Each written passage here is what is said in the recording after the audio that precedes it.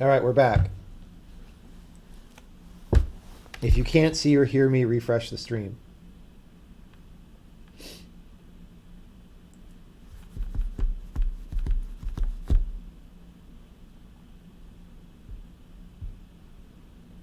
You're watching the VOD from last night where you quickly make a little two-member struct to make an array from it. It prompted you to query, do we have anonymous structs tuples? Yeah, I mean, anything in this language can be anonymous.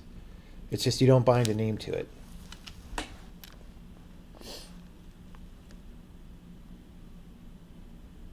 Okay, let's talk about what we're going to do today. Yesterday, we had a fun stream that a lot of people enjoyed, where we went to the back end of the compiler, and I just started rooting through it because it's code that was written by somebody else. Like I was discussing yesterday, anytime you have a team, you have imperfect knowledge sharing on the team. And then especially if I run the team, you have very imperfect knowledge sharing because I don't do that much in the way of code reviews. I just want people to like do their thing, and I just want them to take care of it, right? I would do a little bit less of that today, but like a few years ago when some of this back-end code was written, I was just under a lot of time pressure all the time because I was trying to get the compiler to a reasonable place and the game. And like basically in my company, I'm always the bottleneck on everything, and that gets stressful, right? So I was just like, look, I don't want to have meetings, anything, just like do the stuff. And that worked to some degree, but it also has consequences, right? So we saw a little bit of that. Like last time, we put in a little bit of instrumentation about how long does it take to run this back-end code, both the whole x64 output and then specifically the code view debug info output. So this is like, 62 milliseconds. And this is how long the whole compiler was. And then, we did some stuff where we optimized that and we took out a big chunk of the debug output time. Line count went up, but then by the end of the stream, it was down again. As of the start of this stream, it's 53305, which is a little bit higher, but that's because of other refactorings I did that cleaned up the code, and a lot of it is just like adding constant declarations. So it's not real code size increase really to speak of. Although we did remove some constant declarations to get our decrease last time too. So it all works out. Anyway, so what I had wanted to do for the rest of last night's stream was do some more optimization, either in line of code size or runtime. But we ran into a bug with, packing symbols into the debug data, and then we fixed that. And it turned out that bug had been there like the whole time, and I just hadn't really noticed it or forgotten about it maybe. So that works now, and that's great. So this morning, I went through and I just restructured the code a little more, took out some dependencies that I didn't like, split some stuff into files. So last time I was a little bit annoyed by Dwarf and CodeView being in the same file because I would often be searching for something and would hit the wrong one. So I split those into separate files now. And in doing so, I saw something that made me very sad. And we're going to optimize that today. Actually, it makes me a little bit happy because I think it's going to be real easy to fix, and it's going to do a significant boost to this runtime. So our goal right now is to get this number down. Also get the memory use of the compiler down a little bit, except we're not measuring that right now. So what I want to say is that I have to show you what the problem is. And I do have to say that the fact that this problem is in the compiler is ultimately my fault. I didn't write the code, right? But I didn't do code reviews with the people who were writing the code and all that. And I was vaguely aware while this stuff was happening. Like, I was looking at kind of how many data structures there were and how they sort of seemed to add some work that the front end was doing that I didn't necessarily like. And I was like, ooh, I'm worried about this being fast, but you know what? I'm just going to let people do it and whatever. Like, I didn't want to pay attention to it. And again, that strategy kind of paid off mostly because we actually, got back-end functionality and stuff, but it had some warts to it. And One of those warts is just that sometimes, sometimes if somebody's just trying to get a job done, they'll do it in a way that is not necessarily efficient. And if they're not really a performance programmer, maybe they don't see how inefficient it is. And so you end up with stuff like the following. And again, this is my fault. I want to stress that. It's not anybody else's fault but mine.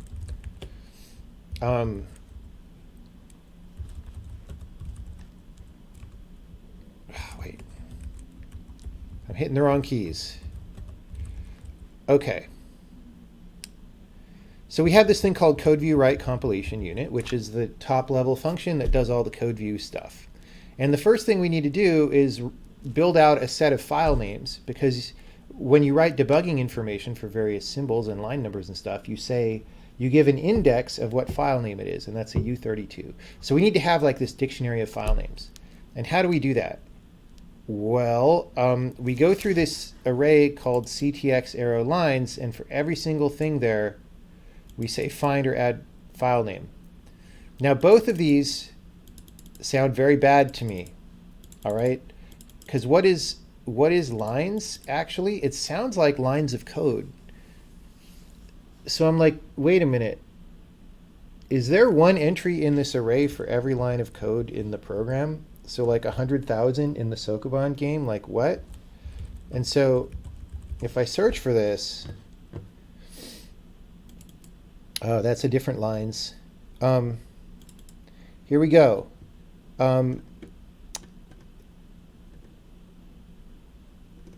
Every time we output a bytecode instruction,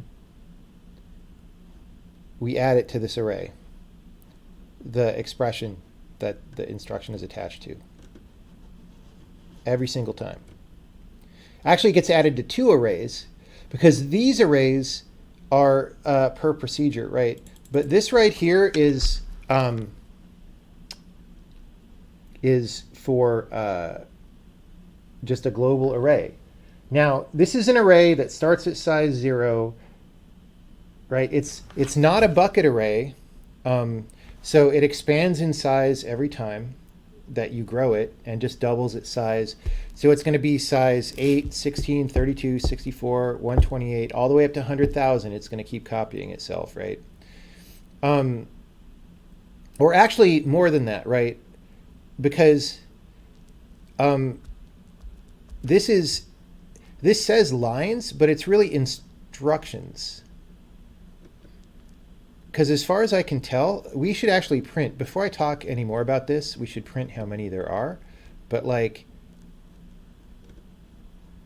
it looks like it's one per instruction, and one line of code might be like 10 instructions.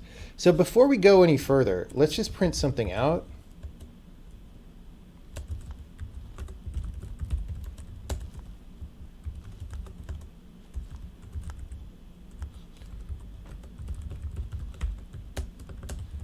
I just want to know, because I could be wrong, actually. I could be deeply incorrect about what's happening, and I might have missed something, but we should check. Someone's saying this is like finding $100 down the back of the sofa that you get when you clean the sofa. Oh, but wait, there's more. There's more. We're just going to do this, though, for a second.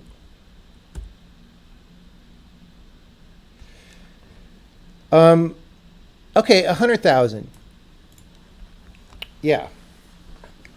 So there's 100,000 of these. I thought it would be more, but you know, that's a non-negligible. That is about one per line, right? I mean, there's 96,000, but this includes braces and stuff. All right. So now this is just to get all the file names. But as you might know, if you saw the stream last time, we actually have an array of all the file names already. Like, that just exists. And let me show you get file name.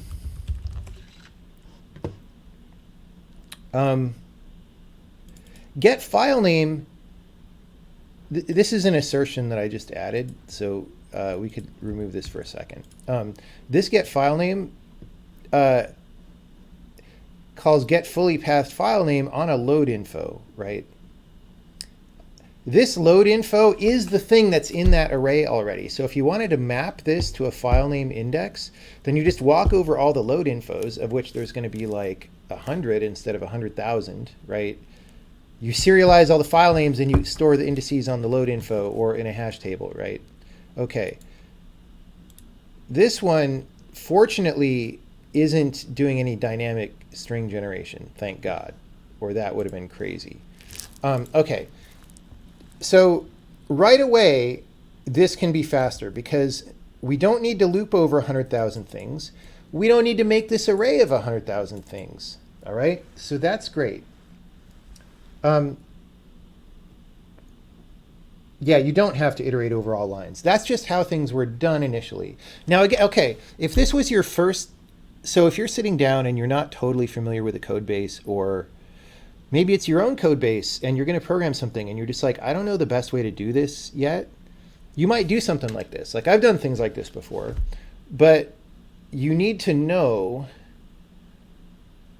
when they're okay long-term and when they're not okay long-term, right? So sometimes I've done something like this and I was just like, look, I'm just going to make it work, but I'll put like a no check-in, or I'll put it very high on my to-do list that like, look, I know this is going to be terrible and I need a better way to do it, but my first step is to make it work at all, right? And so this is fine if it's your first thing to work at all, but you know, this code is like 3 years old, so obviously it lived much longer than that. Okay, so this part is bad, but let's look at this part, all right? So we're saying get file name from the syntax node. So we go on the syntax node, there's one of these load directives. We look inside the load directive to get the string file name, and then we pass that to find or add file name, which you will love as well. Because guess what it does, right? It says, well, if it's the empty string, don't do anything. That's great. But otherwise, go over this array, linear packed array of existing file names, and do a string comparison with every existing file name. And then if it's not in there, add it 100,000 times. Now, to be fair, this string comparison is probably faster on average than a C-style stir comp because we have the length stamp, right? And if the length doesn't exactly match, then we don't go through the data pointer of the string. But still. Fanspin explained. I mean, not really. So the amazing thing is, okay, this is really slow and we have to fix it. But this just shows you how freaking fast computers are, right? Because all of this is happening in this 70 milliseconds, 71 milliseconds. Actually, of course, it'll be shorter sometimes if we, 60, whatever. That's how fast your computer is. All right. So when you open a JavaScript program and it's really slow and it goes, it's like way worse even than that code I just showed you somewhere. That's what you should be aware of.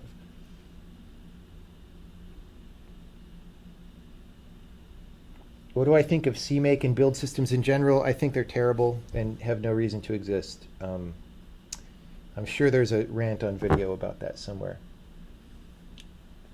Why check star.count is equal to 0 or not star.data is what? In what situation is a string longer than 0 while the data is also null pointer?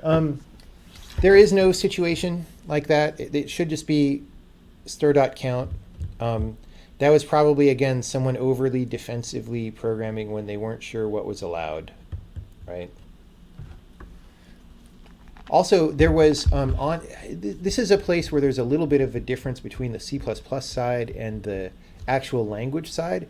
On the language side, we had a little bit of time where we weren't sure what the policy was about how empty strings could be represented, and so there was a little bit of uncertainty there, and maybe that uncertainty bled over into this code, even though it shouldn't, because they're two different things.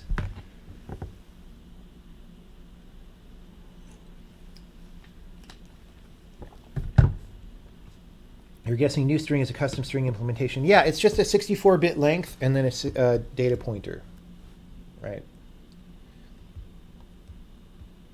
Okay. So we have to fix this. Now, what's crazy, the part that really bothers me about this is the following. Okay, multiple things bother me about this. Like, remember when we said get file name, we're getting it off this load directive, right? And these are being put into the array in order of bytecode instructions, right? Almost every bytecode instruction, like if you ask, is this next bytecode instruction in the same file as the previous one? The answer is almost always yes, because you went through a single function and you're spitting them all out, right? So first of all, here you could just say, is it the same load directive or not as the last one? A single pointer compare, and if it is, skip it.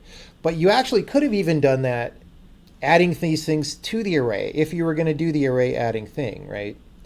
Like, there are many, many very low-hanging fruit ways to make this much faster, and none of it happened. But at least there's a comment with the word psi in it, so that makes it all okay.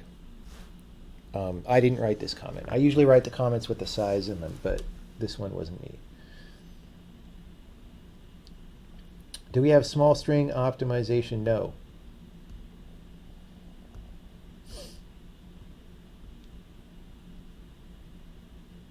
Our small string optimization is we don't call malloc like an idiot all the time.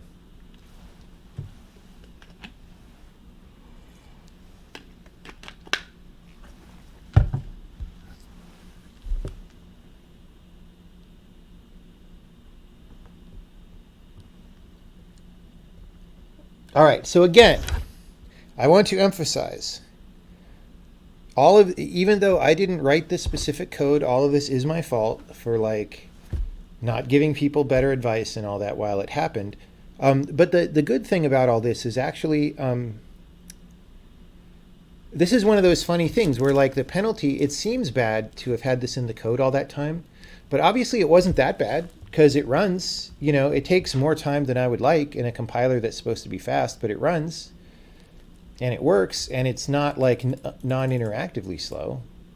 And it's probably, hopefully, going to be easy to fix. We'll find out tonight. So this is one of those things where, this is sort of like an exaggeration of my usual programming style where, like often when I program something myself, I'll do something that I know is kind of slow, right? Usually not something this slow, but I'll do something that I know is kind of slow, and I'll just be like, well, it's fine for now, and I just put it on my list, and I know I'll get to it later. And it's okay as long as you do get to it later, and as long as it's on a list. The problem with this one is it wasn't on any list that I knew about. That's all. That's really the only difference. And I mean, if I'd been reviewing this at the time, I would have said, hey, wait, we have an array of all the files. Just use that, right? Okay, so what I'm going to do is, after we do this, I also want to look at LLVM and see if it does something like this. I don't actually know how it's doing its thing. Anyway, so the thing that we have that stores all these file names is called the ask directive load right here. And it's got a lot of members on it. I'm just going to add another one. S64 file name index in debug info equals -1. Maybe later we should factor this into backend only data structures, right? But for now, it's just, one of these per file. No problemo. How to get good at programming? Program and try to do your best.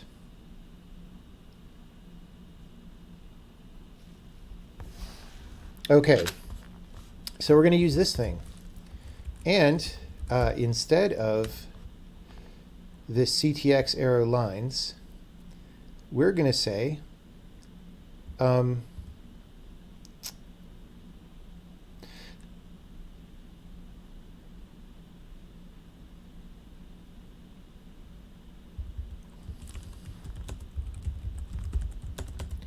going to keep using find or add file name for a bit. We're going to replace that as well, right? and I actually have a separate thing to say about find or add kind of stuff. But for now, we're going to use it, right? So we're going to say I'm going to say find or add file name ctx. I don't remember if that's what that's called anymore, but so there is a small amount of stuff in the compiler that comes through that doesn't have a load directive attached, and for those things, we're going to give it index 0, and that's just going to have this thing that says file unknown, right? But then for everything else, here.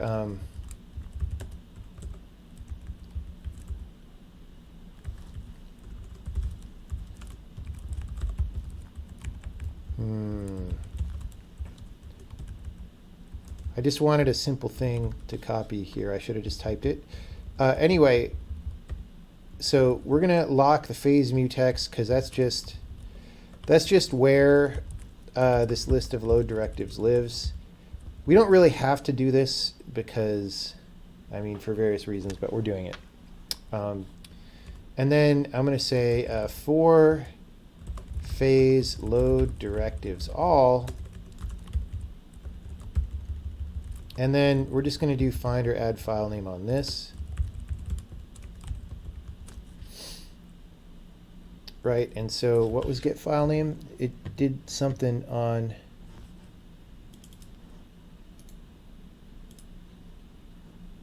so we said get fully pathed file name.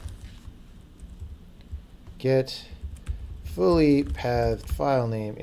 Now that looks basically the same as this, but the difference is there are 2 orders of magnitude fewer of these than these, at least. So that's a big difference. And in fact, this is the amount of work that you actually have to do, because this is how many different files there actually are, right? So that's what you have to write. Okay, so now, I want to say it arrow, what did we call it? I just was there. File name index in debug info equals file name cursor plus plus. And so this is going to start at 1.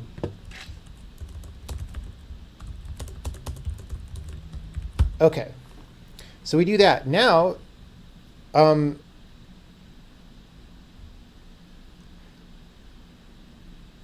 we could actually make sure that still works, but the way I think that we use this is a different call to find or add file name, right? So here in these subprograms, which was the other place, right, we call this to get an index. And I believe that this should still work, I think, just like this. Even though this is very inefficient as well, and we shouldn't do it, actually we could do this.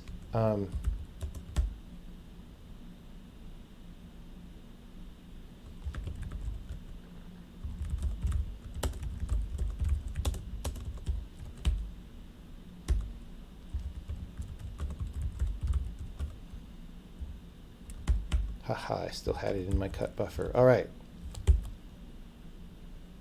We should be doing debug builds so that those asserts go off.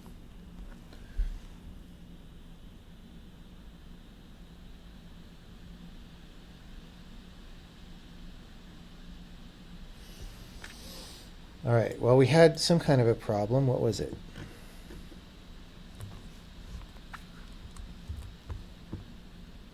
Maybe if we, oh, it's to new string, right? So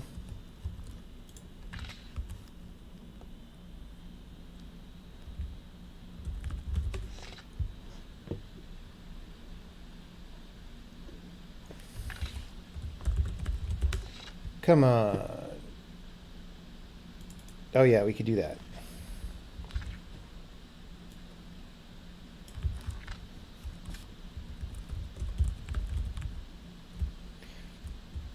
So we just say pointing to C string to make very explicit that we're not copying the data, right? Which in this case we certainly don't need to because that the data is static. Static. It's your best kind of data. If you can do it with static data, do it. Okay. Let's just see if that even runs.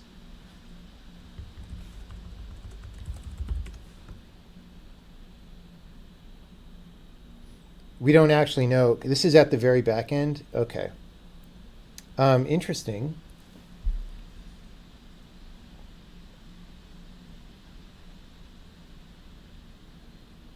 I'm not sure why that happened, so let's take a look.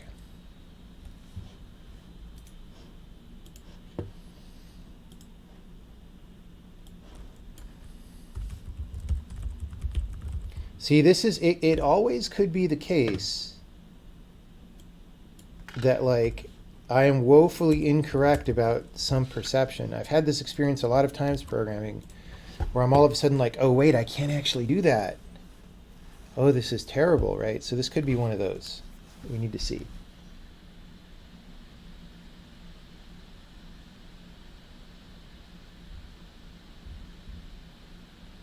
No, we don't. Casts don't warn in this language. They just, they're just errors. Bad, like casts that lose data, implicit casts that lose data are errors. Actually, it's a long story. Why is this taking longer? Do we have breakpoints? We do. Stop.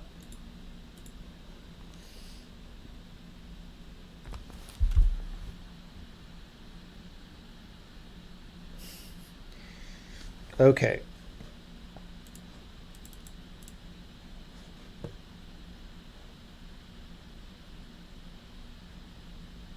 So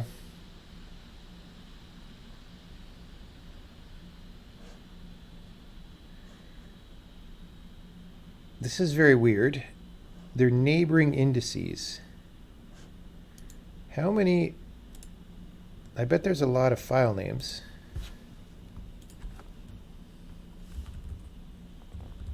There's more than 25. Oh, you know what?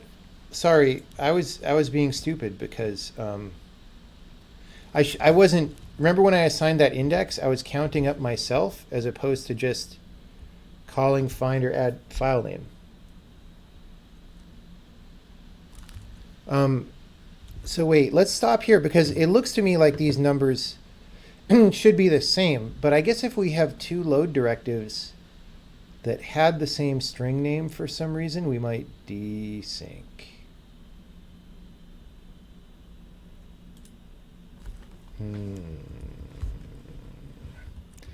Let's do this for now. We're going to want this file name cursor, I think, because eventually we're just going to directly add the file name. But for now, we're going to do this.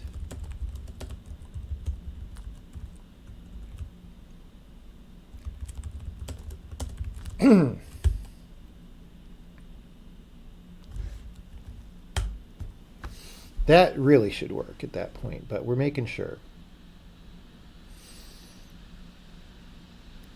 Okay, so what we're going to do then is instead of this second call to find or add, down here, we're going to say index is 0. Remember that was our file not understood. And then we're going to say if there's a load info, index equals this. All right.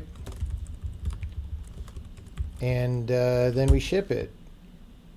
And then we test that that works. And that's going to be part 1, well, of many, but let's just run that, make sure it runs. It probably does. Like, messing up the debug info only would not probably affect the ability to run, although in some rare cases it can. All right, so let's do let's do this thing. And we're just going to make sure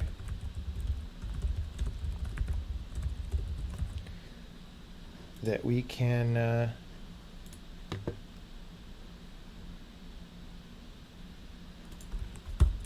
what was our file? We were in barred particles, right? We're just going to keep breaking there for no good reason. It's just the neighborhood that we're familiar with. We're just We're just going to break down here. It doesn't matter. I just want to make sure that we can like step around and that all these things work, which they really should.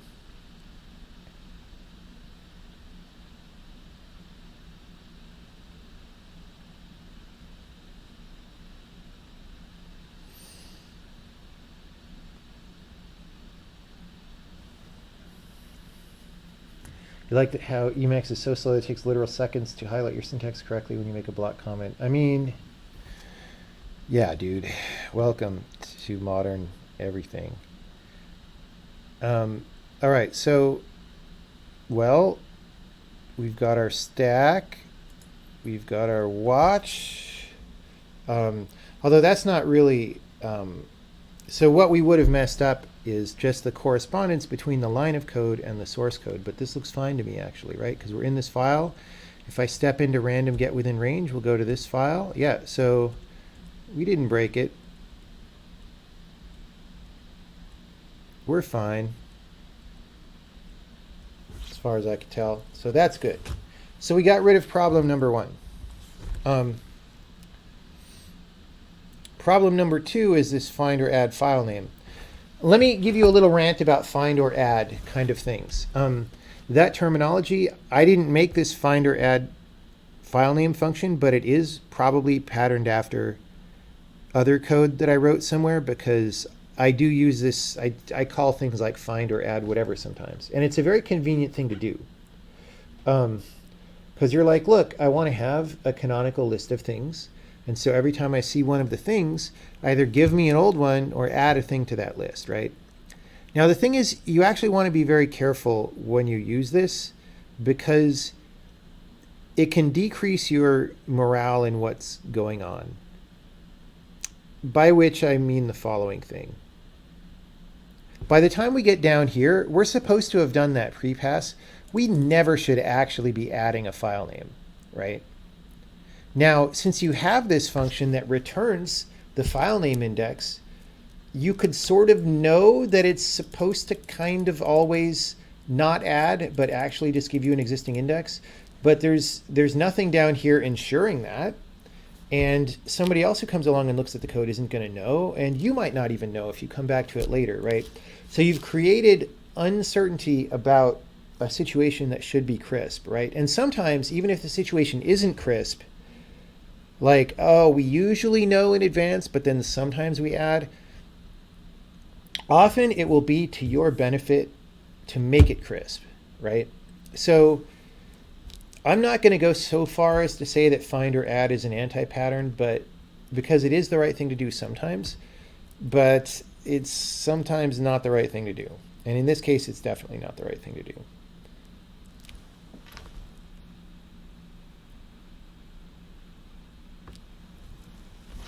All right, so do we want to actually see if we got faster already? I mean, again, the CPU fan spun up. I don't know how accurate timings are going to be, but we should be a little bit faster. And we should be able to get more faster in a minute. So we're no longer doing this as crazy of an iteration as we were. We are still doing some bad stuff. So look at that. We're at 340, dude. We cut it in half already, and we're not even done. All right.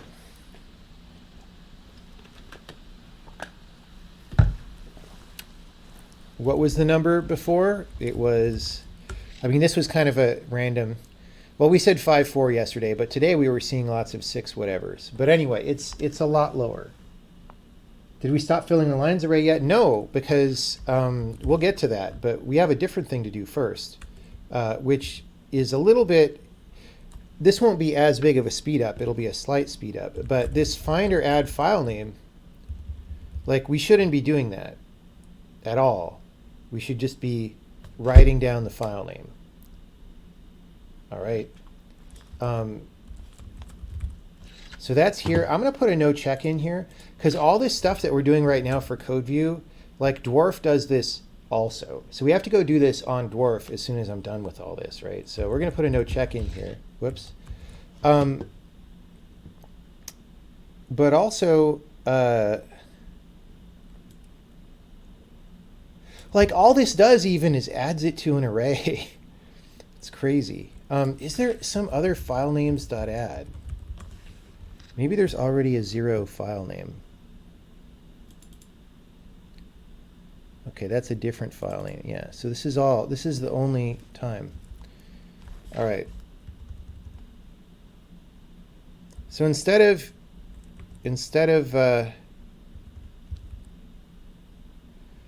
like why? Okay, what else does debug file name have in it?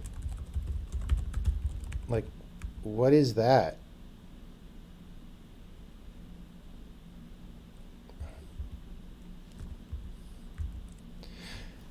Like, why is this not just load directives, right? Because that's all we really want. Well,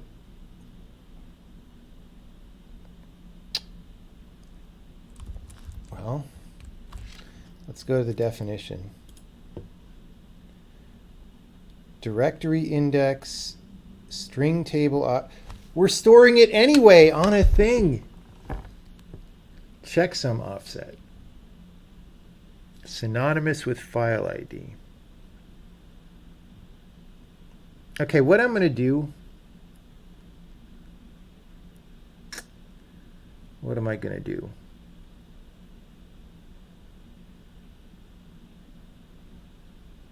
Oh, this is different than the index that we're saving. All right. Here's what we're going to do.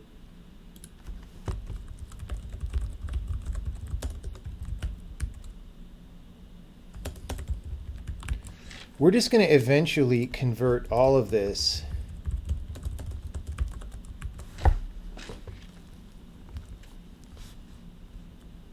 okay.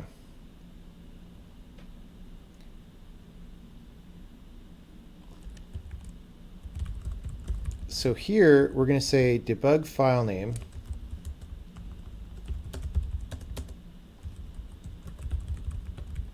We're going to do this, which is a faster array add, by the way.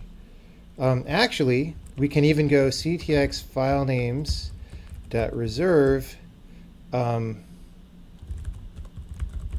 directives all dot count plus 1, except that means we actually have to put this in here, but it's fine.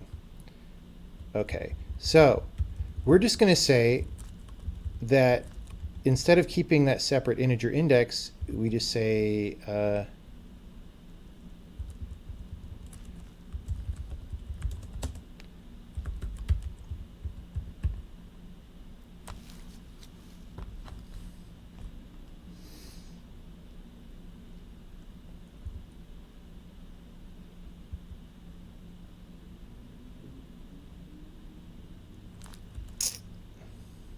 oh, but it can't always, right. We don't have a load directive for this one. Okay, hold on. I was thinking about down here. So here, instead of saying find or add file name,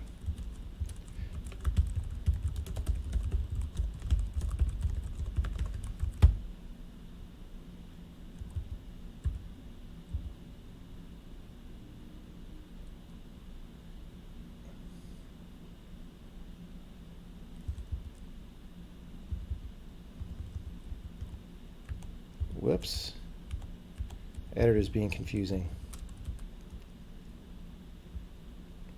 Equals ctx file names dot count. Okay, so we're getting rid of file name cursor. This is all fine. This is all fine. So this one is actually null.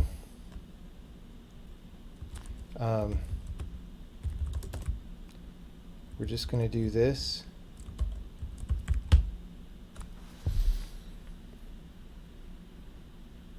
I bet we could actually write these into the string table right here too. It's just we probably don't. I'm not going to mess with that right now. But like, there's more buffering and deferral than there really needs to be, is how I feel about this. Okay.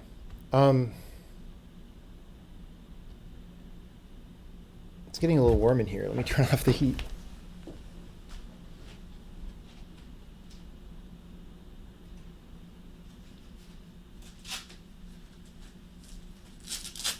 I started out cold, and now I'm warm.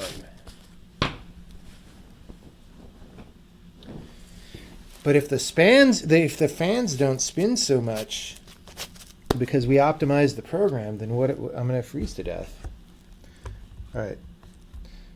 So this is still here to remind us that we have to take this out too. Anyway, though, all we're doing is for every load directive, we're making a struct here that points back at the load directive. This looks like mostly pointless indirection to me, honestly. But one thing at a time. Yeah, we don't even need that right now.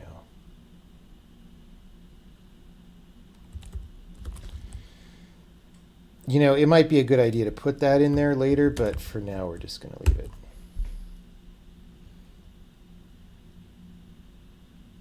I don't know what directory index is. That's like a dwarf thing only. So like these should just be separate structures anyway. Like, hold on.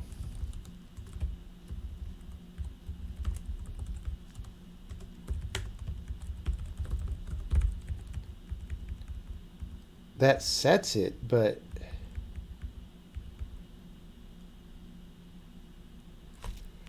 okay, this is a completely useless thing that's always 0. We'll deal with that later.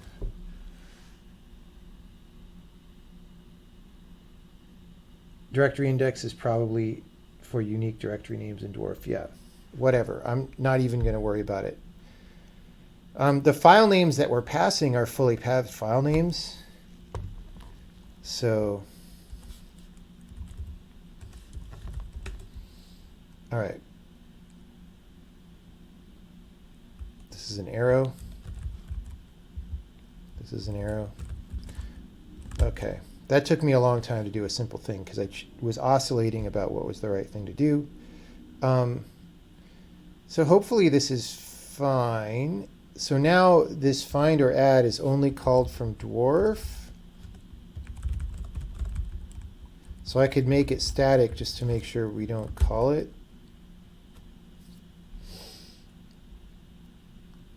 These used to be in the same file, and when I split them, I was like, oh, that's called from both files. And that's actually part of what brought my attention to it, was because I was like, oh, I don't think I like this.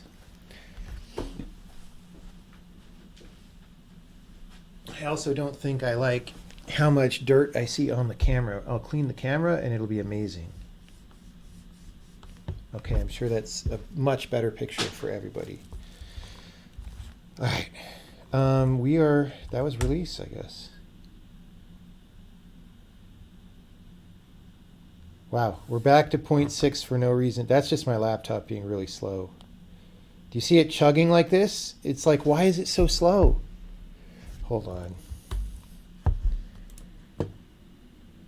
I wish I had a better machine with me so I could do like more consistent.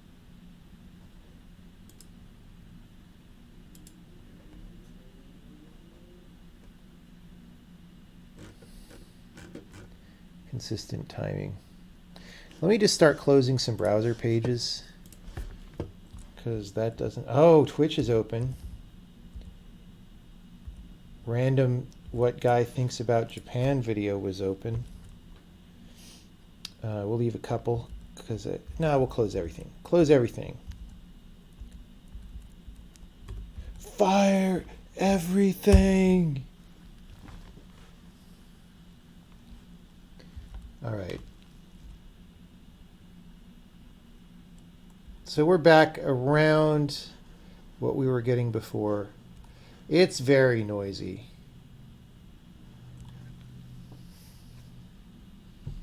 Okay. like I said, I didn't expect that to be a super significant speed up because, we were down to, it was still n squared, which isn't great, but it was like where n equals 100, which is, in a mostly fast operation. So it's worth not doing that, but it's not going to like blow you away, right? So now the next step is to get rid of this adding things to this CTX arrow lines and getting rid of that array. Now the problem is that's going to make dwarf angry also. So what I think I now have to do is do these same changes to dwarf, which again should be easy, especially since we've decided how to do it. Hopefully dwarf doesn't work too much differently. So I'm going to delete this.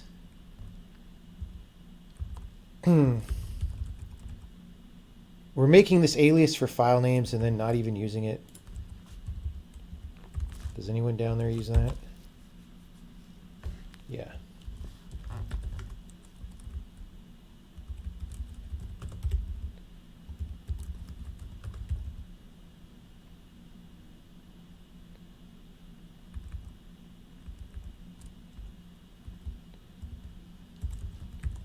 It looks like there's multiple passes over the file. I don't know. But like all this stuff that's happening, like it's packing some data down here. Like this is multiple loops right now. We could have just done this right here. Because we know what the names are now.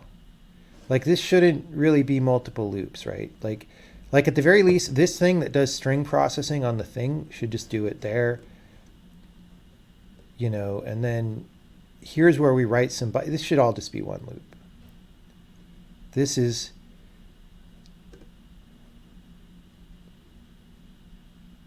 unless we need st offset like forward declared, but it doesn't, no. So this is banana nutballs. Actually, I kind of feel like fixing this before we go do dwarf.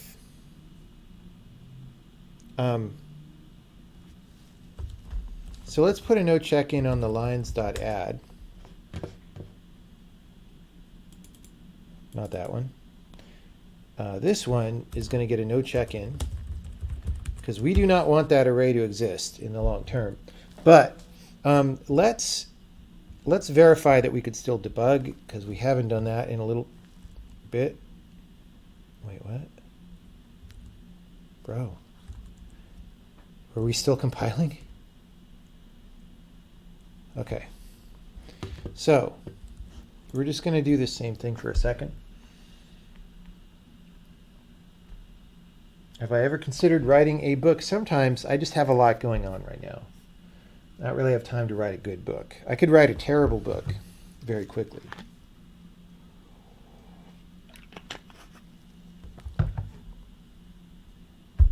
Like, look how slow my laptop got, guys.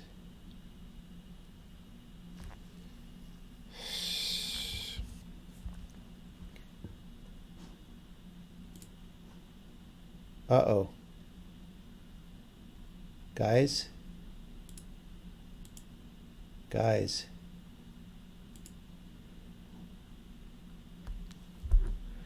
I broke something.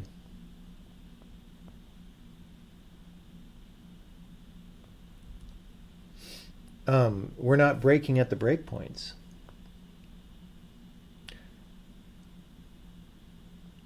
We like barely even did anything.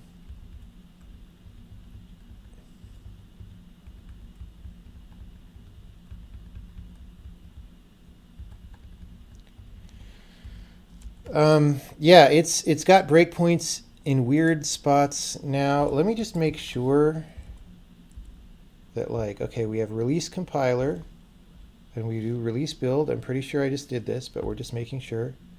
And then we're going to run it again and it's not going to work again.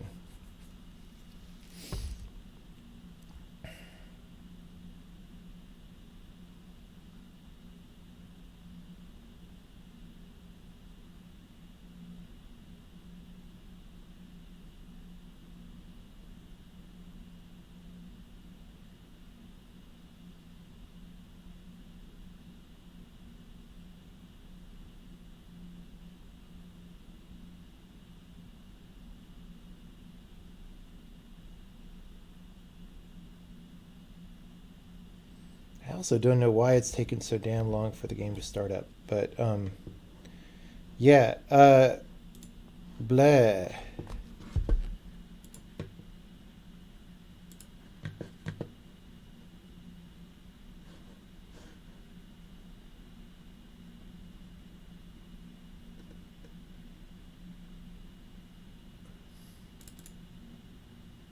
Okay, so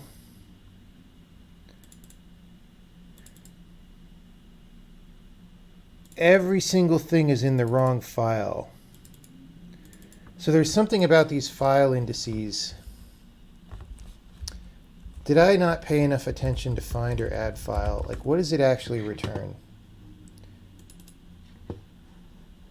It returns the index +1, and it said that right there, and I am stupid. Which also probably means that we don't need this file unknown thing.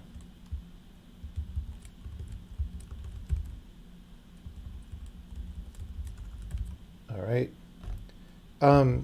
Because that means 0 probably means no file name. And in fact,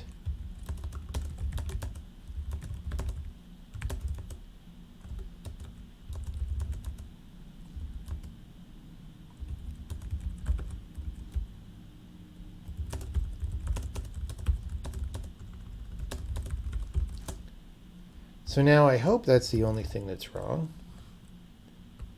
Let's find out. Should have used unit tests. Yep. Dang it. If only I had used unit tests, I would have succeeded in the games industry. Wow, the fan just kicked up for no reason again. But then we got a good score. Let's do that again. We got an even better score. We just need the fan to spin faster and louder.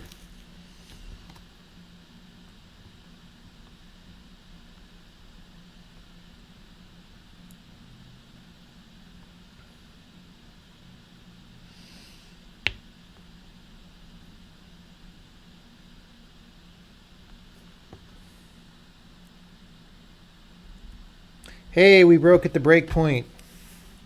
And then if I step down in, it said if I step down in, we go into the right file. And then we come back out. I unbroke it, everybody. Okay. I kind of want to check this in.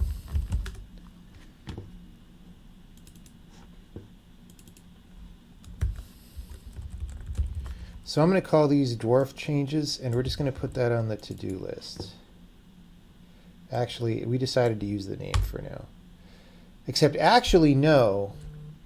We're going to want to remove that again later, because I think it's better to have the load directive there. But all right. So we're just going to put that in the to-do dwarf changes, and we did those.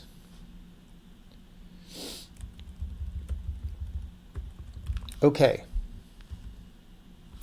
So we've already saved like 20 to 30 milliseconds today, and we ain't even done.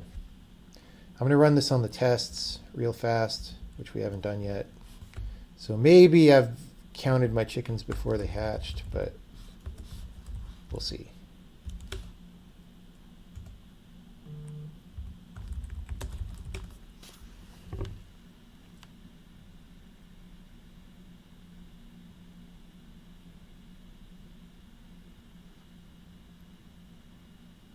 Well, that's not good. Oh, because we're assuming, right.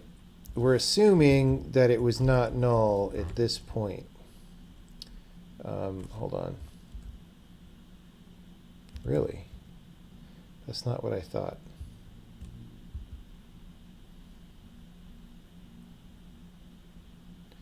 See, this doesn't make sense because it's testing. Oh.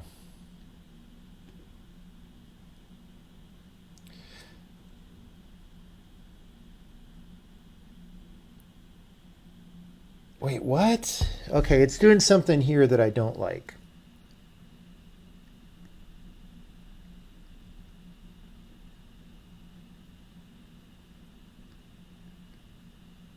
Okay, this get file name I do not like. And then it's doing something with the index down here. So this program, by the way, that crashed there is the first one that doesn't, it's the first one that has some code that doesn't have a load directive, right? So it's a thing with index 0. So this code is assuming the index cannot be 0, which I don't know if somebody else does that too. So maybe we should go back and add the thing that says no file name. We could do that, but I don't like what I'm looking at here. So let's look at this too. So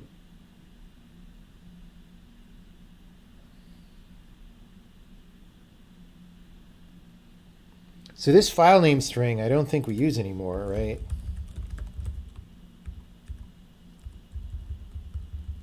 I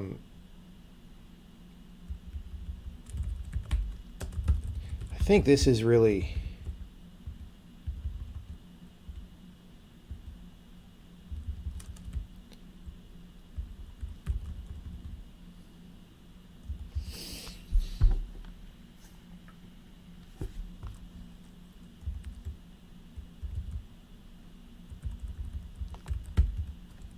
so we're getting the file name infos.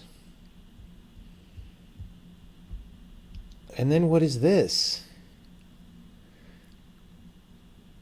We're saying if we switched files inside a subprogram,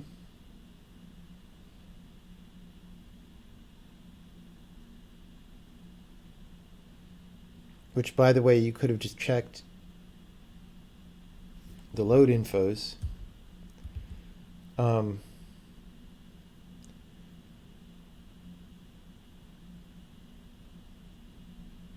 This is like a different list of file names. I don't even know what a subprogram in CodeView is supposed to be. That might be dwarf terminology that got pulled. Why a separate line table for each function? Functions cannot span files. Like that's just a thing.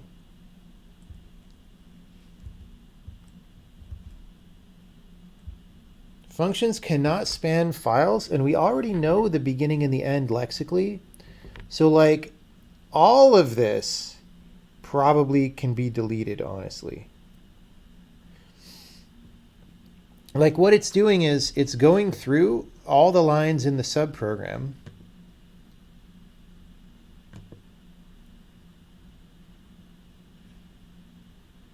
Oh, I guess we kind of need to do this, I guess.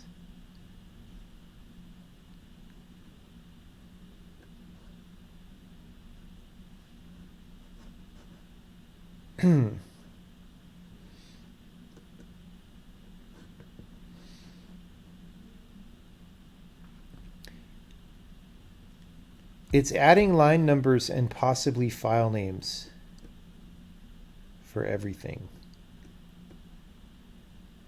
I don't know. We're going to have to look at that. I'm going to label that dwarf changes, even though it's nothing to do with dwarf.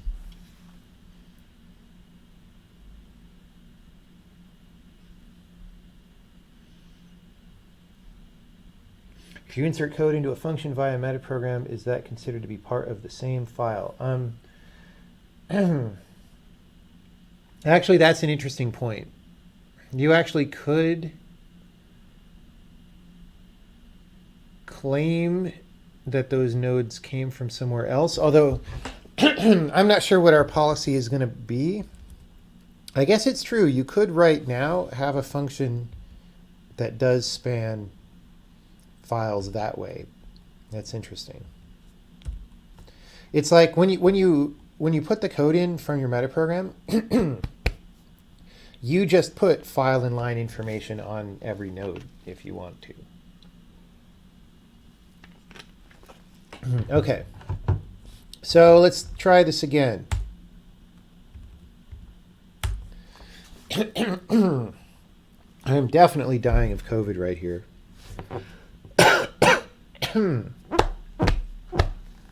Sorry.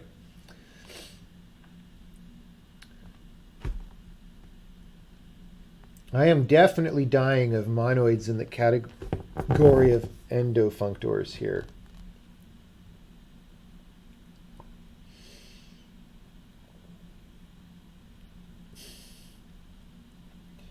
You can modify the file and line numbers of your inserted code for debugging purposes. Yes, you can.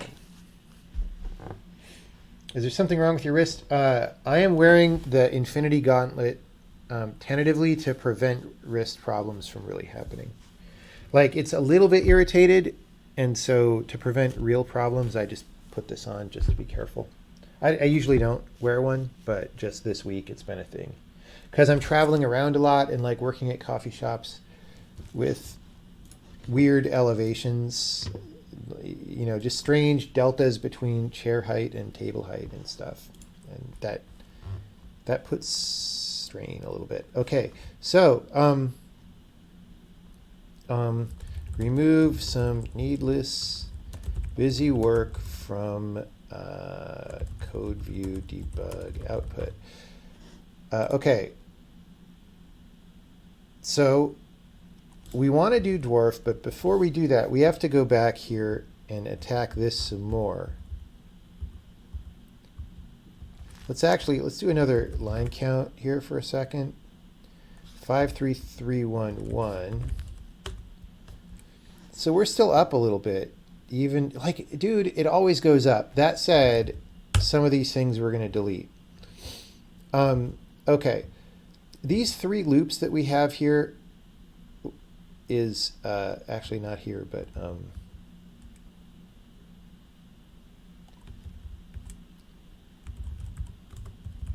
here.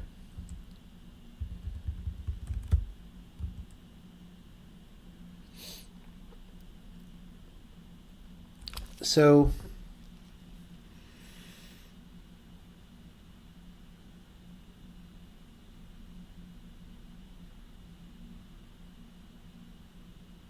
so we have this first loop, and then we've got this second thing where it like does this, and then it does the loop over all the things.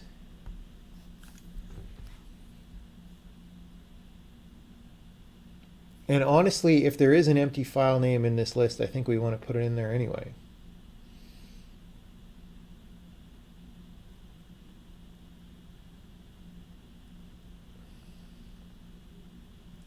So like, I think we want to do the following.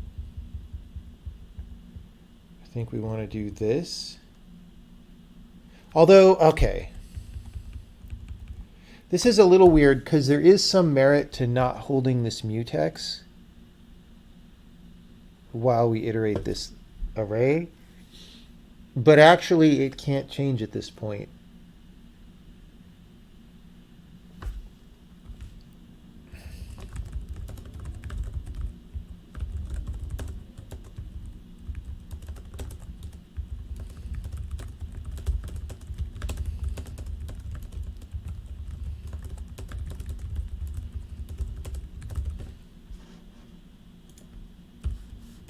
Okay, so we're going to say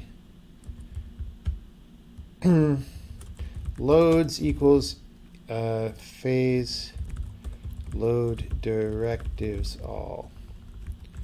Something like that. All right. So we say loads.count, and then for the loads, we do these things. All right. So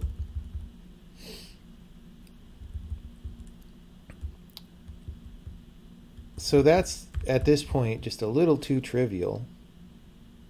Let's make sure that works.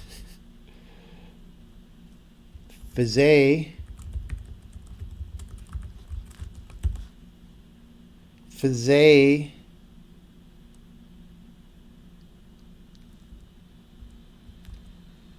we're given the phase. I'm just going to run that on the test just to be paranoid, but it's fine. So now we're not even holding this mutex, so we could totally party. So we're going to do this.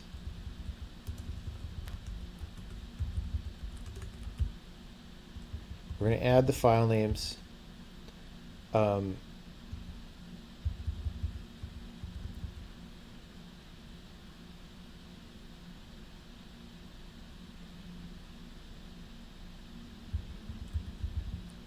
we're going to do this. We're going to do this.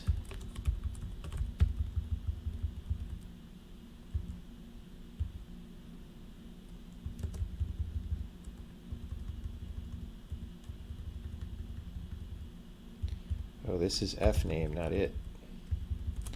F name.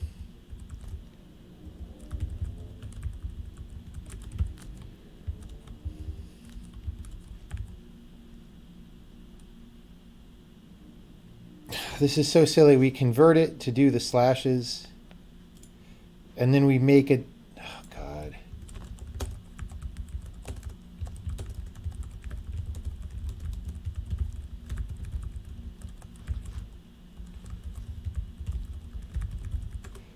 It's like we convert it just to call this function and convert back. That's really dumb. Okay.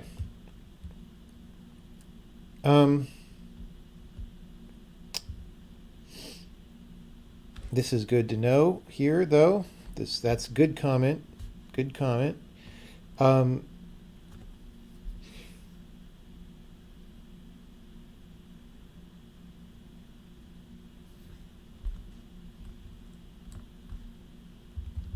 then we delete these.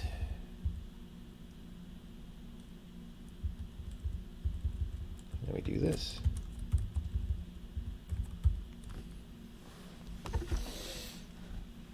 All right. And then if that works fine, which it probably does, we will then, oh, these can't be combined into one loop.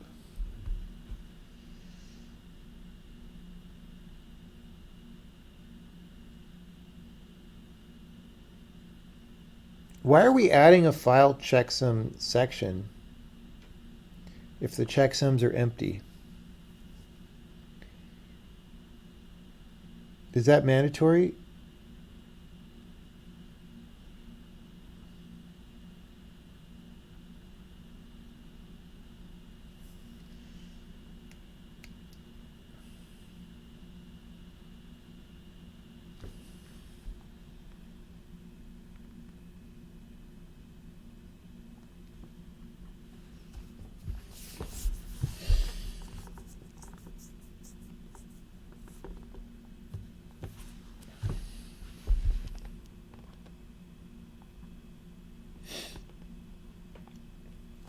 All right.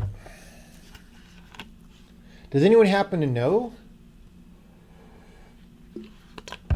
Is the checksum subsection in a code view file required? Because I would just love to delete that.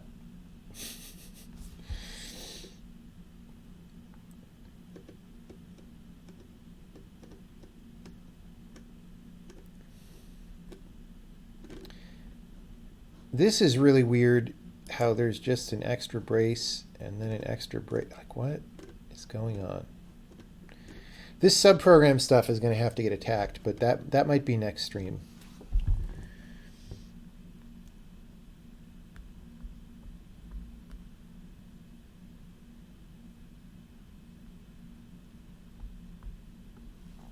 All right. Let's see if we mess that up.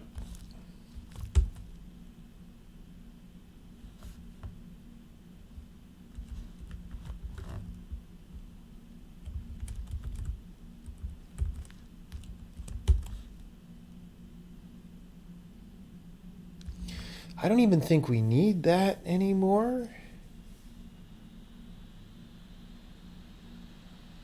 Oh wait, yeah, we do, because yeah, okay. That's fine.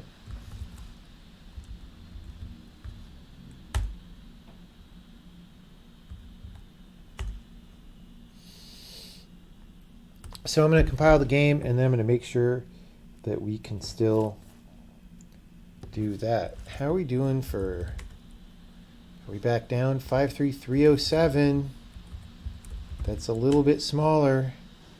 Oh, we're 2 lines up for the day, though. Oh, hello, rating people. I didn't realize there was raiding people. Well, welcome. I hope you had a good other stream of game making.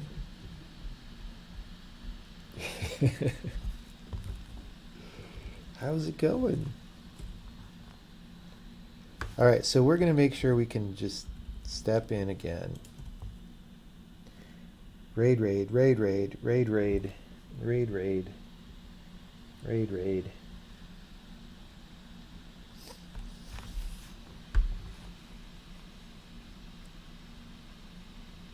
So Lana has to be the most consistent game development streamer, period, right? Like nobody else, like I stream once in a while, right? Other people stream once in a while. She's like there every day, 365 hours a day, like just there. Now, sometimes she's just like chilling, maybe, and doesn't really want to work, but that's okay. We all have that. 24 months a week. It's physically impossible to stream more. Yes. Okay. Hey, check it out. We're in the right place in the debug, and then we go, and we're still in the right place. So this is good. We got rid of a loop. That was great.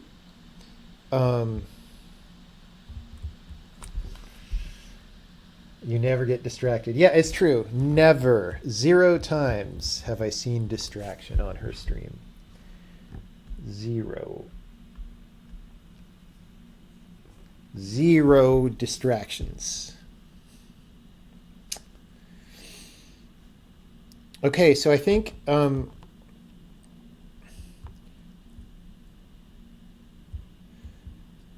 there's a file checksum section that I think we're just gonna do this and see what happens. The answer could be something very bad happens.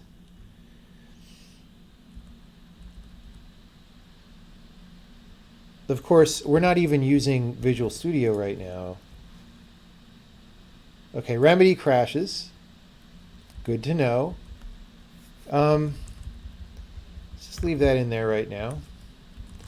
Remedy crashes if you do not put the file checksums subsection type. Oh, hey George, what's going on? I mean, Visual Studio might crash too, for all I know. I don't actually know. I don't actually know.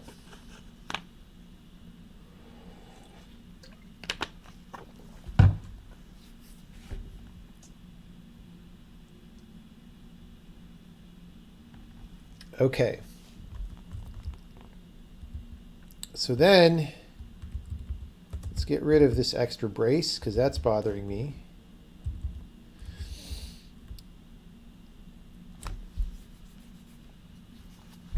A separate line table for each function. Yeah, so that's going to be, I guess, a range of line numbers per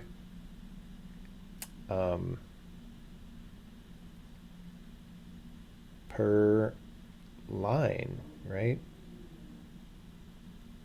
Per, like, it's probably got, yeah, so we get the symbol index.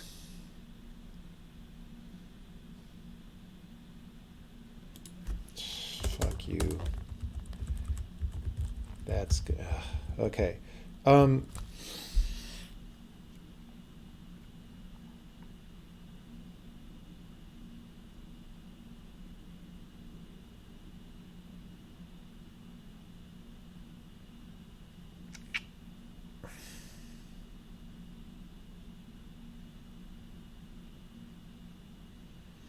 So we make 2 symbol patches.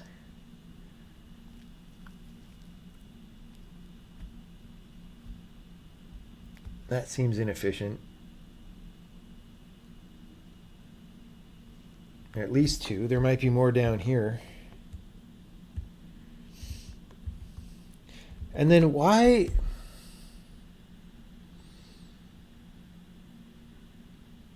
Okay, so like the file block.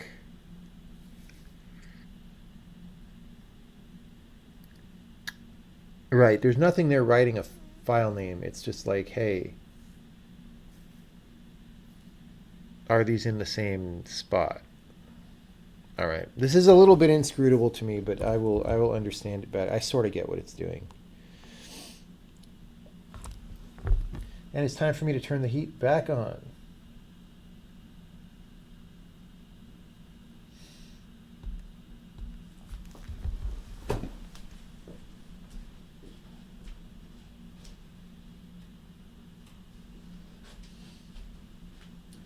Time to turn the heat back on.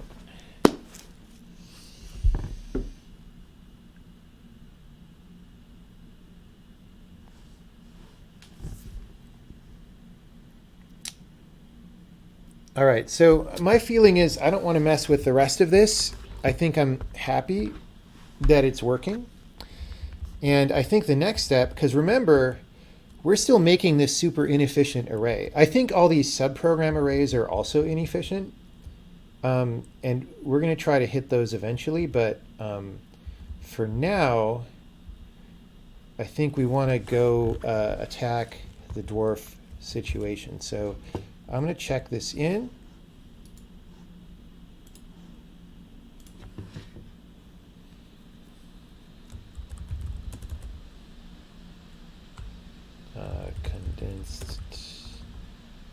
Condensed two loops in code view output. Okay, great. Next, let's just run the tests one more time in case I was stupid. It's been known to happen.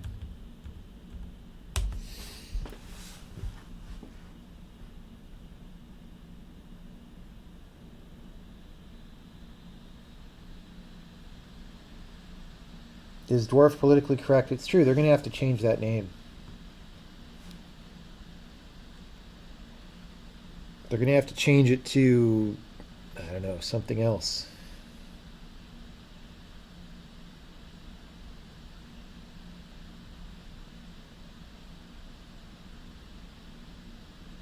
Orc, no, that you can't change it to orc because everybody knows that orcs in movies are code, are dog whistles.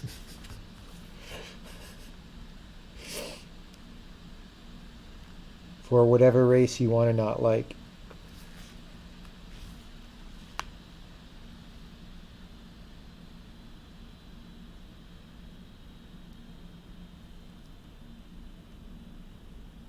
All right, so that's great.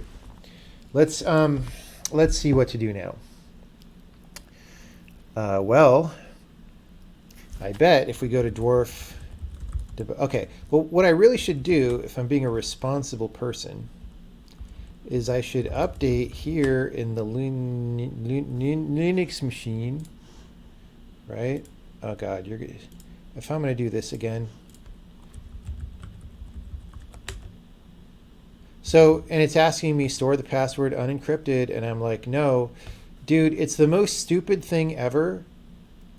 An operating system that can't even, like, a program cannot save your password unless you, as the user, like, install some other packages. Like, who thinks that this is reasonable at all?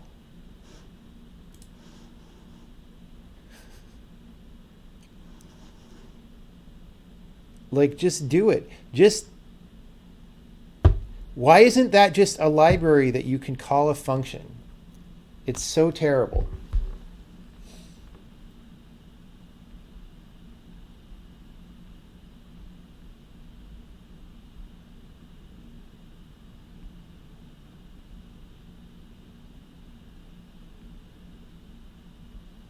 All right. So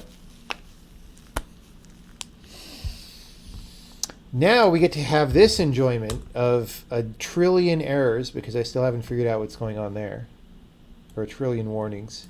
I feel really warned right now, I'll have you know.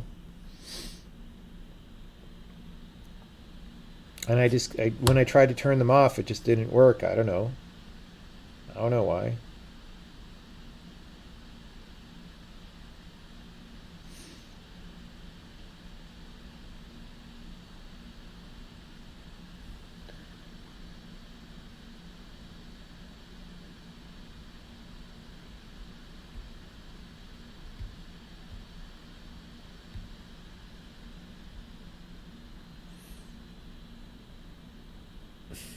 Okay. Call to find or add file name is ambiguous. Did I accidentally paste a second one? Oh. Wait, static declaration oh, there's like a header that's not marked static, right? Let's see. That means we save a line of code though. Yeah, we forward declared it. Boom, get rid of that. Get rid of it. Get rid of it. That's -1 line of code, everybody.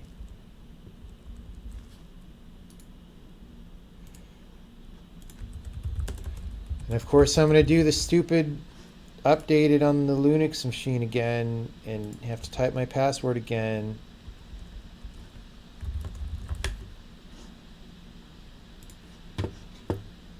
Like, can we even get it not to put... Oh, wait. It didn't ask for the password. That's amazing. Oh, wait, that's because it's the wrong console. Never mind. What am I thinking? Okay.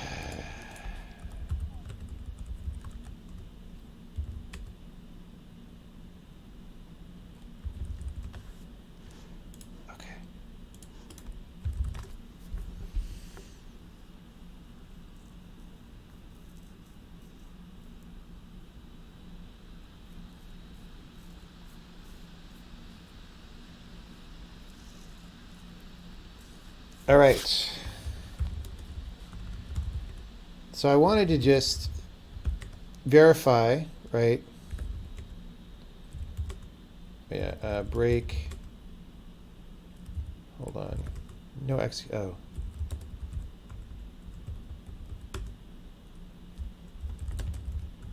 Break main run.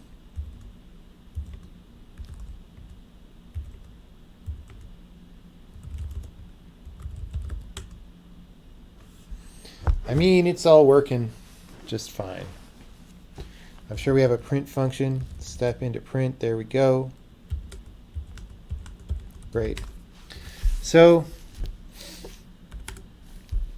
I just wanted to do that as a baseline, right? So now if I do some stuff and it breaks dwarf debugging, I won't have that question of like, oh, was it working at the beginning? Let me roll back and find out, because we know it was working. Before I go on, are there any questions before we keep going? The intention now is to do the same thing that I did on CodeView in Dwarf, and then because I've done that, then we won't need that array anymore, and we can get rid of the array, and that should make the compiler a little faster, although the speed up will not be accounted in that number, in the CodeView number, because the time taken to build that array is in the front end, right? Not the back end. But it'll make the compiler faster and make it use less memory. Can we correct for Psi? No, serious questions.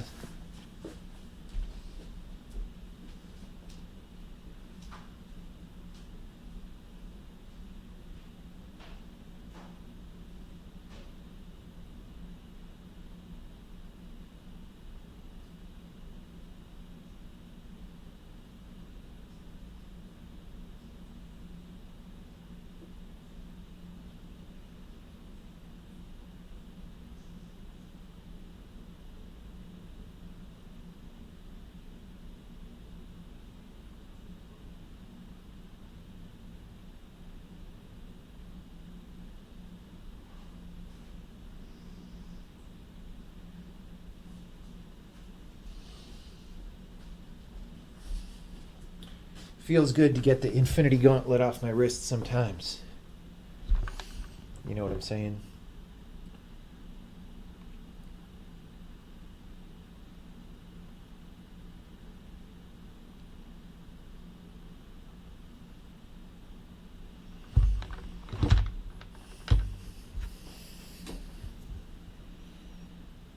So no matter what happens, I don't see any questions, which I guess means nobody's paying attention. So that is par for the course here at Nobody Gives a Shit Industries. But yeah, this has been, no matter what happens now, this has been a successful stream. We've already got a win, and we're going to have more of a win soon. It's a win-win situation where both of the wins are ours.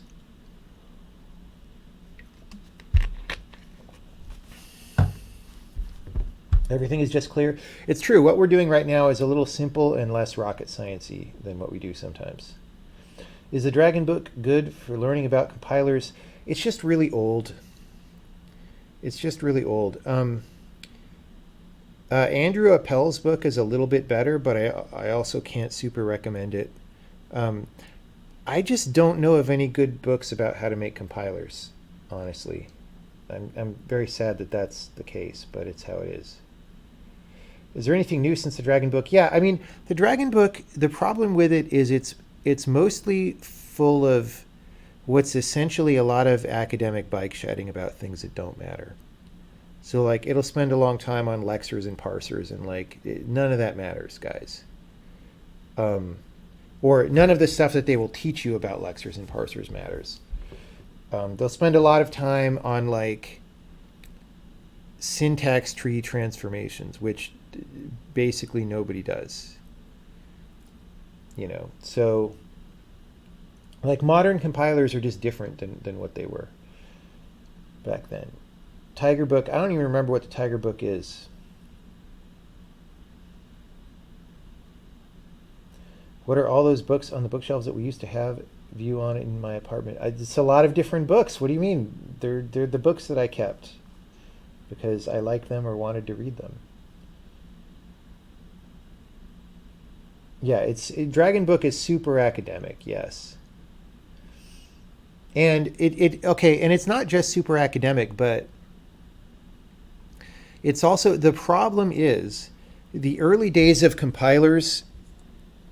So computer science, the discipline of computer science, like what people will pretend to respect you for learning and having a degree in, some sectors of it just sort of seemed important back in the early days of computers when we like didn't really have a grip on everything that we have a grip on today, right? And a lot of that stuff, it's unimportant, but it's part of what's been canonized, and so everybody pretends like it's important. And Dragon book has a lot of stuff like that, unfortunately.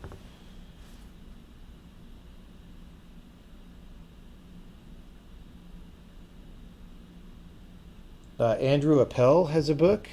Again, I don't super recommend his book either, but at least he has a different way of thinking about compilers than the Dragon book way, and that's useful to at least know. Have I read Deep Work by Cal Newport? No, but I saw, if that's what I'm thinking of, I find it kind of offensive because what he's calling deep work is actually just like regular work. So I'm kind of offended because I have a thing that I think of as deep work, which is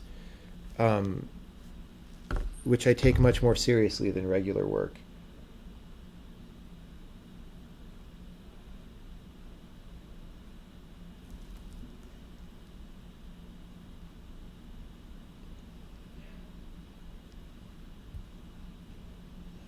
The standard is lower now, so more than 15 minutes of focus is deep. Yeah, but like, that's the problem, right? So like you haven't fully slid into idiocracy until you accept the premises of the idiocracy, right? So accepting the premise that more than 15 minutes is deep is what makes you a member of the idiocracy, all right? So don't do it. You interpreted it as a series of suggestions of methods to improve access to flow. Okay. Yeah, it's just, that's fine. It's just the thing that I read, it was kind of offensive to me. So.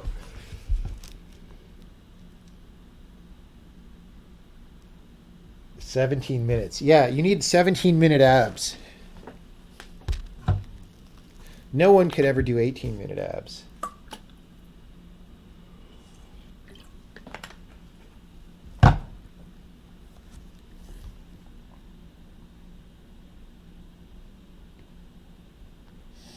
Someone has just put a link about how to go from nothing to an actual working Windows executable. That sounds very interesting and useful to me.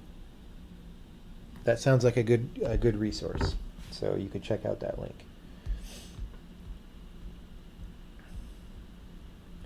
I've said something that speed improvements won't count now. No, they'll count. They just won't count toward the back end number. So when we in the to-do, and yesterday I added this print for code view DT, right? The optimizations that we did made code view DT a lot lower. We still have to take out this massive array that's being built after we get dwarf to stop using it. But the building of that array happens before this timer even starts. So this number will not really go down when we remove that, but this number will go down instead. It's just, this is a pretty big number relatively, so you probably won't see the effect that much. But it's important. It's very important to get rid of this kind of thing.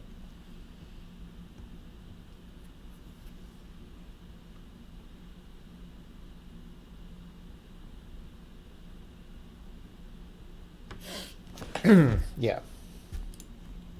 That's all I was saying. Okay. Do we plan to take advantage of compute shaders for some things in the engine? I just hate everything about GPUs, so we probably have to do stuff. We actually do have some compute shaders right now. It's terrible though. I don't even want to think about it.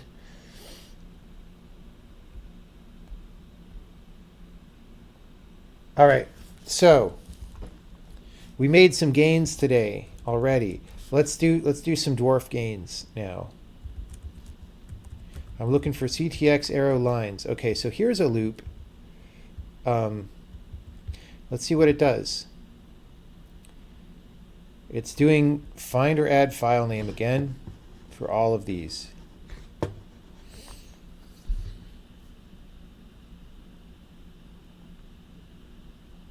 Oh, is it writing the whole line number table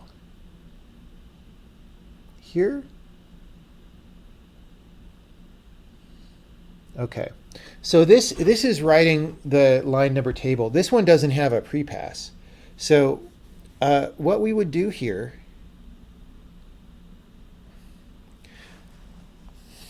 wait, this is kind of gross. The problem is this is using CTX arrow lines and not the subprogram thing.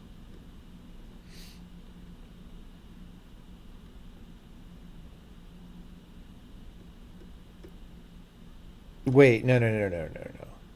Never mind. It's not. I thought it was writing debug info for all these lines, but it's not. And I was like, it would be bad if it was, because I was like, oh, then how do we get rid of this array, right? Okay, hold on. Advance. What the hell is going on here? It is doing a little bit. What is this advance thing? Advanced program counter. What?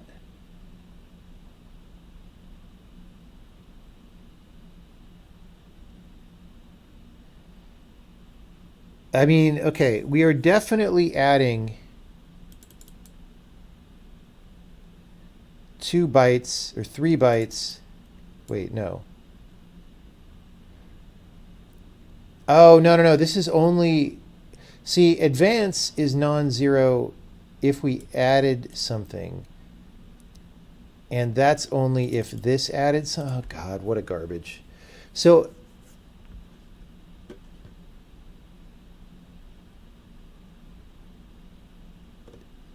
I don't even know what this is doing. I think it's just adding the file names.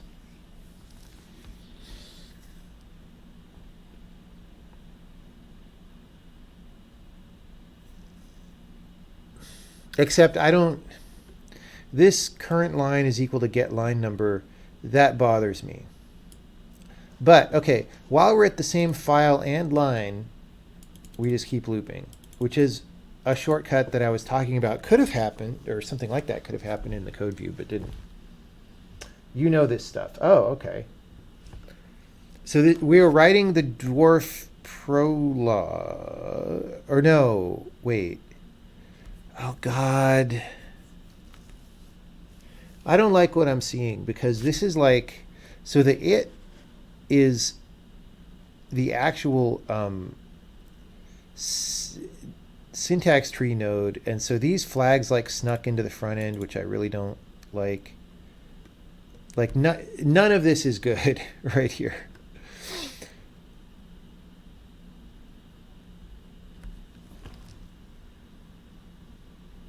Advanced PC line is the line number state machine.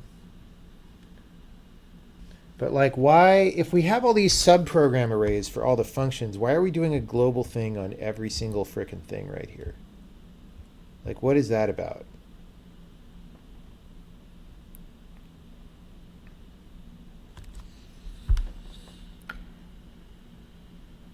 So we like, okay, this doesn't even save the file name out yet. It just gives us a new index. So if we say advanced PC, we say how many bytes.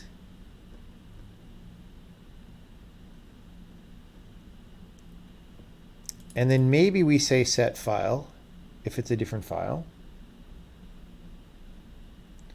I don't know what a uleb 128 is, but it's really just 32 bits.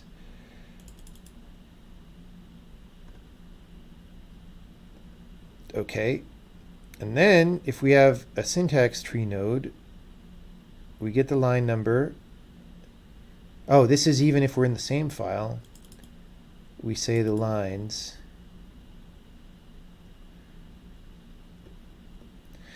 Like, okay, all of this is really gross and should have been set up a different way. And what I'm sad about is it might be a major project to figure out how.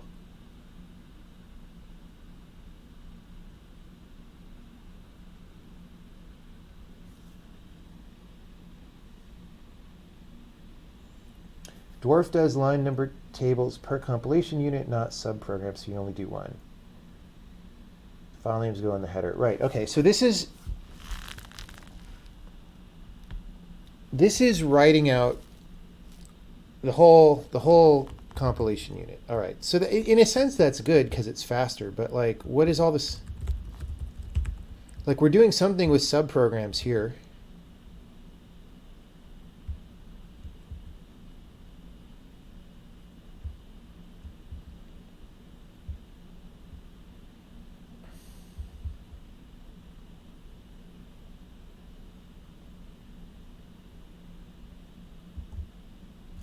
Do we not add? It looks like we don't really iterate over the lines of the subprograms. But we do local symbols. We do context. Okay. So this is just local variables for every function. That makes sense to me.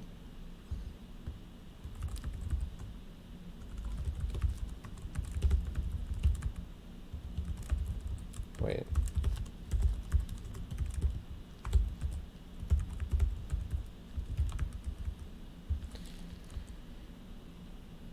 What the hell? What am I looking for?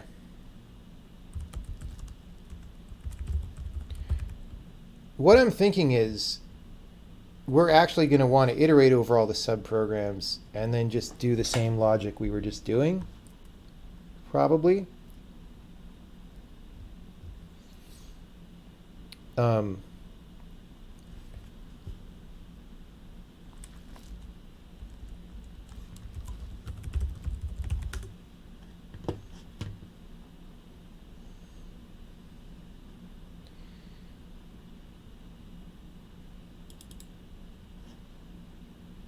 So this adds a subprogram.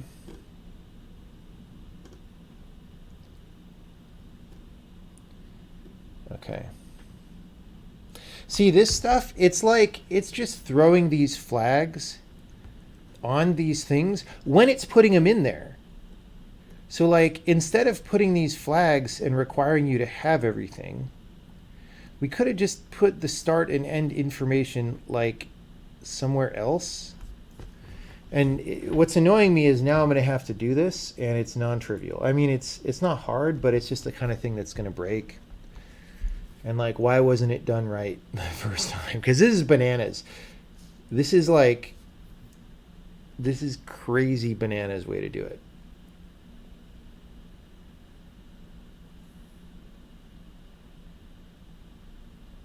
So the subprogram.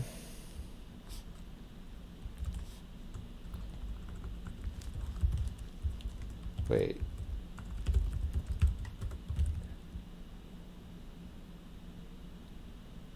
Okay, only for code view do we do this.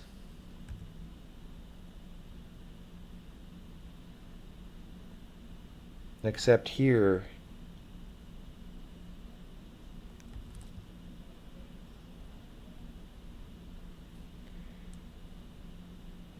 like,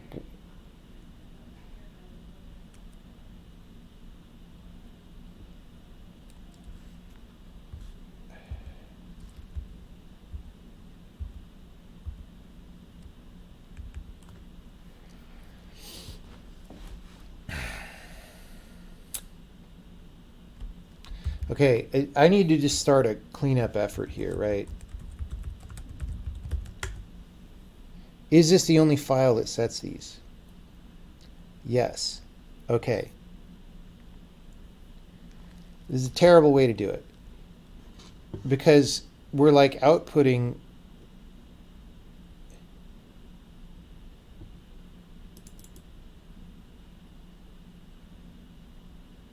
like we're adding a special thing to this array that says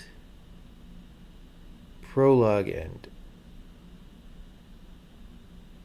at the end of every procedure.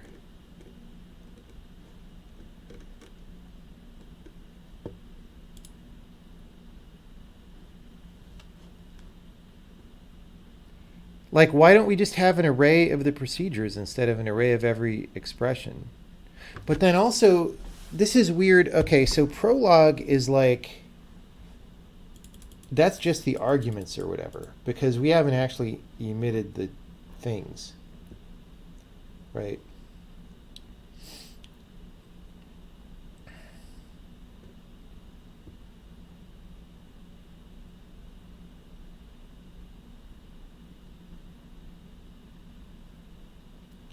Okay, this is really weird. I don't get it. I don't.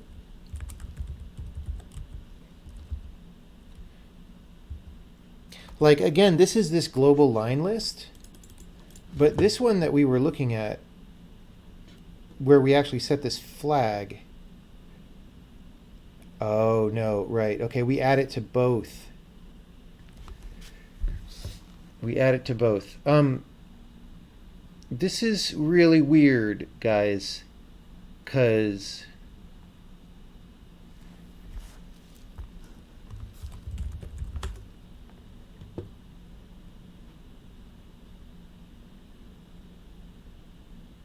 oh no, never mind. I thought it happened earlier in the okay, so this is one place where this gets added to, and that's just this end command. And the other place is every statement. This is the one that's really costly. But so this one, you just could have made an array of which indices do the prologue end at, right? Instead of like adding a thing to this. Which if we get rid of the other thing, maybe this could become that.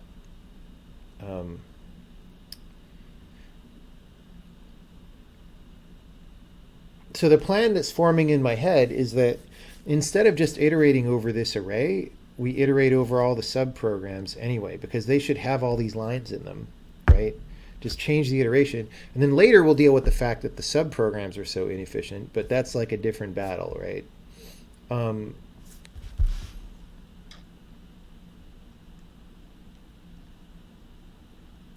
The debug info has subprogram information, but line tables are separate. Okay.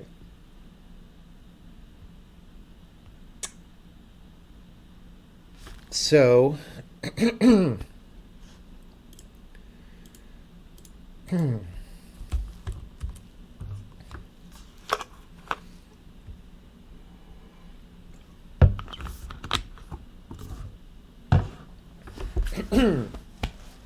cannot change this to a pointer. So,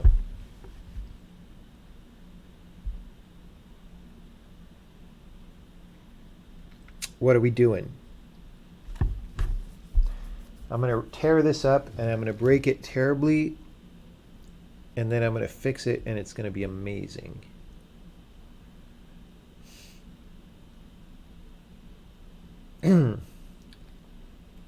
Right, if I have all the subprograms, then I should just be able to switch this iteration to be over the subprograms. But first,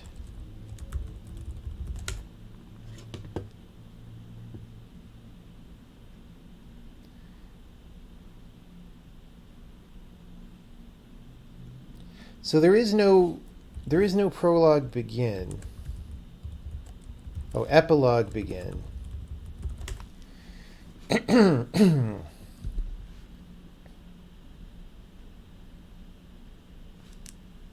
It's never set.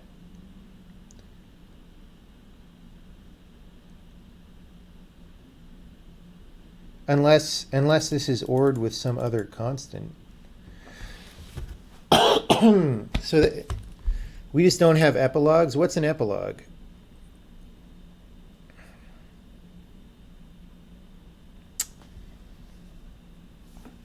What's a Philistine?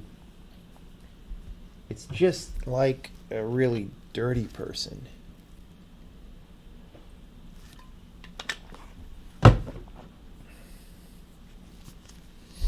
All right.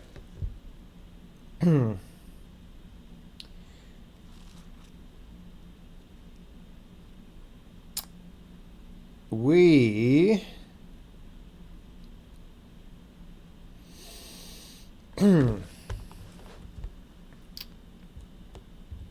so I just want to factor this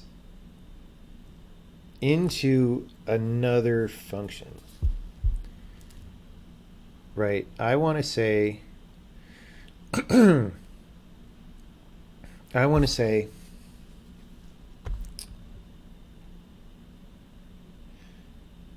this find or add file name thing. You know what? Okay, let's do this first, because we want to do the same thing to this that we did to code view. Okay, so we do this first. We do the file names ahead of time. We get the file name in the same manner as we did in code view. Once that's done, we don't have to worry about weird, sneaky file names being added in the middle of the loop.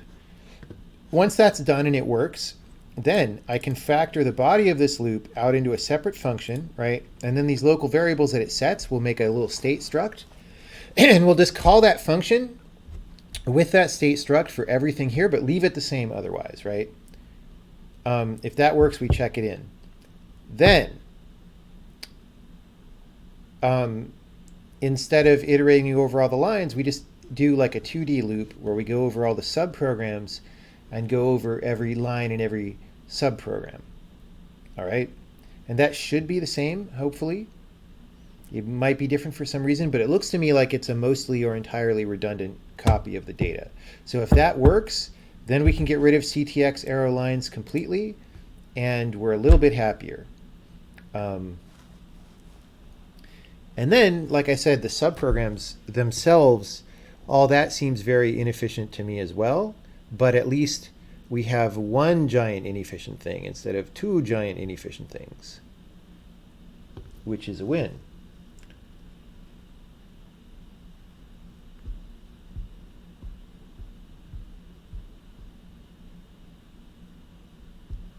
All right. Now I have the problem that I'm already editing the wrong file. So we need to get the Linux copy.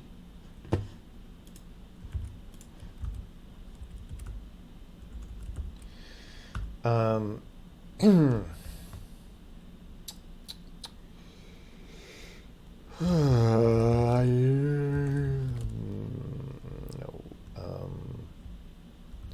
Dwarf debug info. All right. Oh yeah, then we take our 30-second penalty for daring to open a file in Emacs. I was hoping that this would go away with WSL2, but it apparently hasn't. Hope it hasn't gotten longer. All right, we got it. We got it.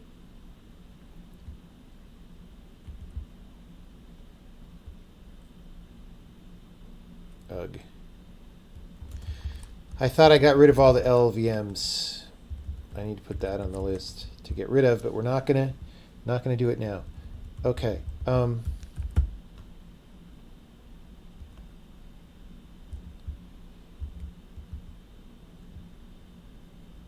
Oh, so bad. Okay. Okay. Find or add file name. This is... Okay, so we call this so many times. So,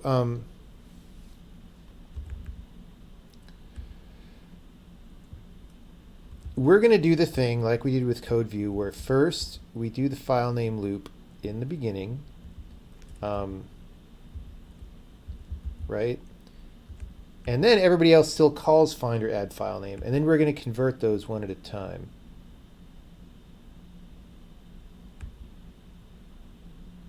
To be non-heinous. We'll just replace these. We'll make a little get file name function, right? Or get file index. Get dwarf file in, or just get, actually, the code view thing that we did is probably fine. We'll just factor that. Okay, because it's the same data structures. If we want to split them into separate ones, we do later. Compilation unit, okay. So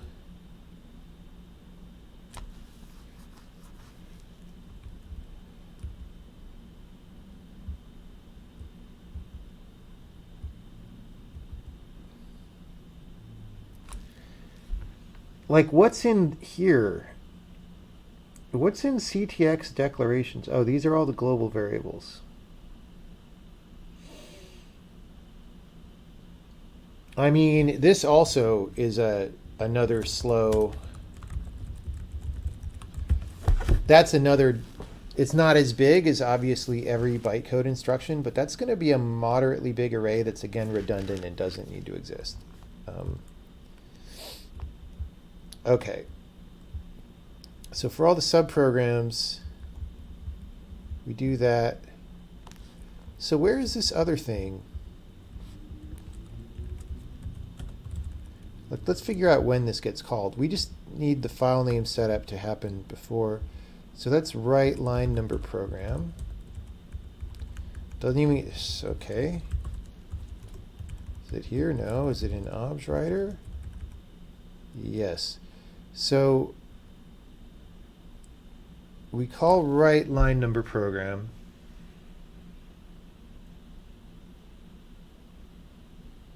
At some point, but it's going to be after write compilation unit, right? So in write compilation unit, we're gonna set up the file names. All right. So we're gonna go to code view.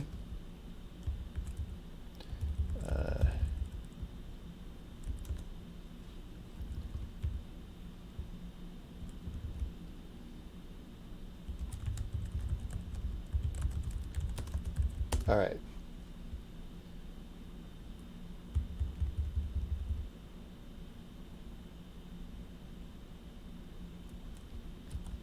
All right.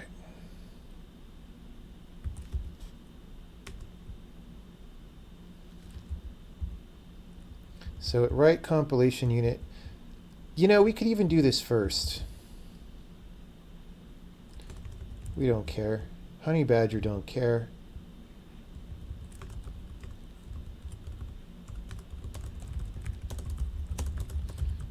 Figure out the file names.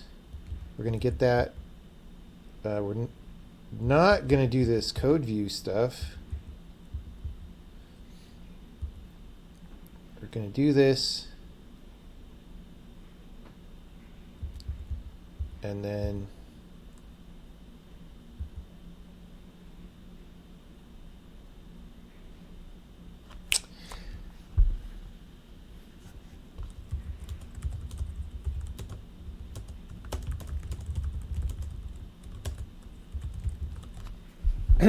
you know what?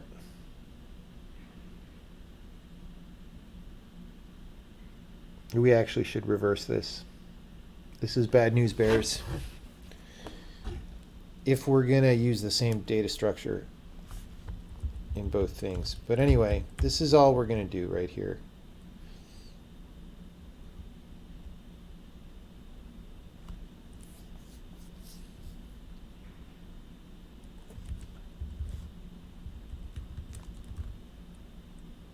Okay. We're going to go back to code view and reverse that decision. We're going to put it here. And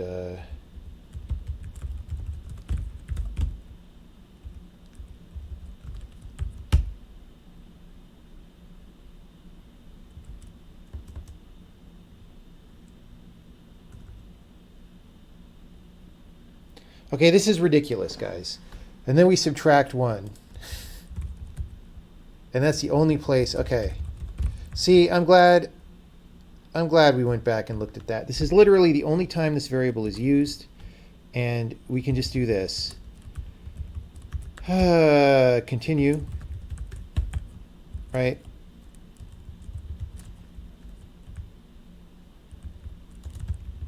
And just not do the +1, not do the -1. Like, just be chill, guys. Just, it's so easy. It's so easy. So now we're back on Windows for a second.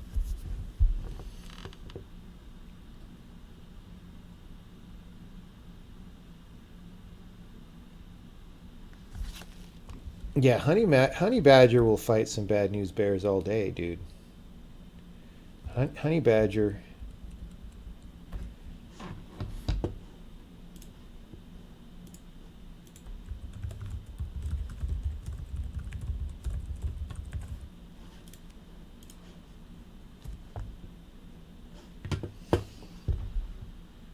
Does it feel bad to go back to archaic C++?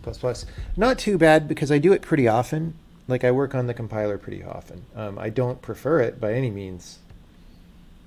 Like, some of the things I'm doing would be so much easier in the new language, right?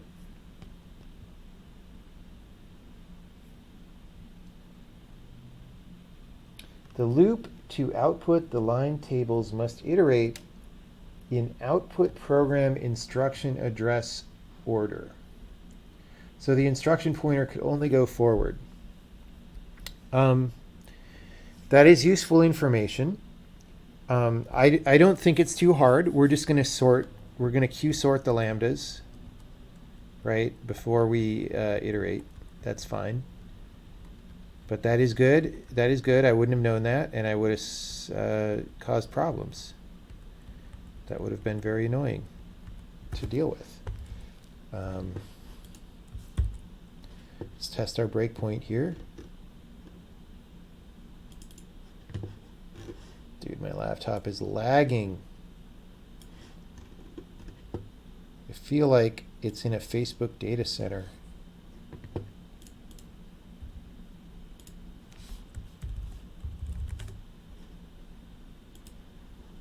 I mean, it's all working.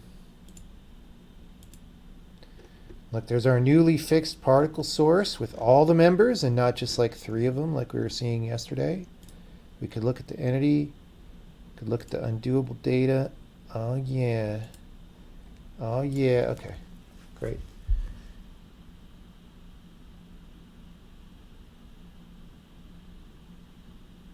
Do we have a story for C interrupt? How do you think we're rendering graphics and all that stuff? We didn't like write a GPU driver. In DWARF4, the file array in the table header starts at index 1. The file array in the line table header 0 refers to the main file.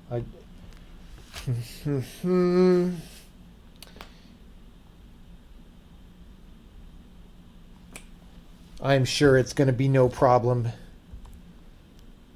I'm sure. Okay, our first step, we don't even... Okay, let's do this. Whatever did I just do? Oh, yeah.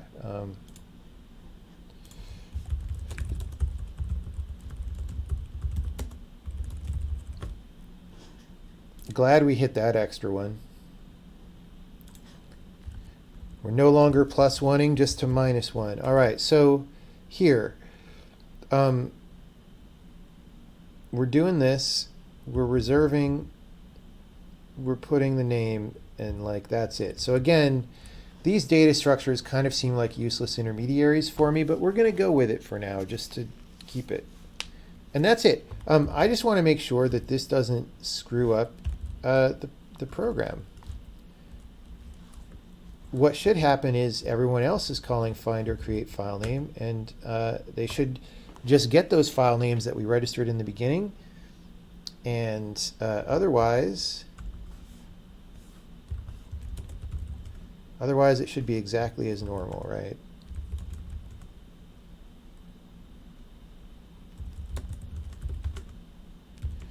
At some point, I should fix the naming of main here. But anyway, like we're stepping correctly, so that's great. Next, we still are not changing anything important. Let me go adjust the temperature. Again.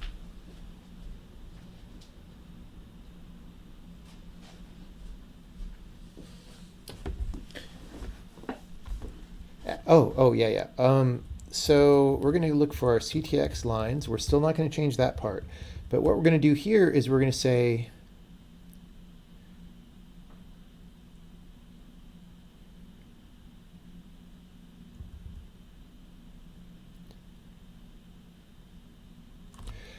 like if you don't have an ast, you wouldn't change any of these indices. Although this advance, I don't know. Ugh. I don't, this logic is too squirrely for me to know what's going on. So we're just going to keep it like it is. So we're going to say,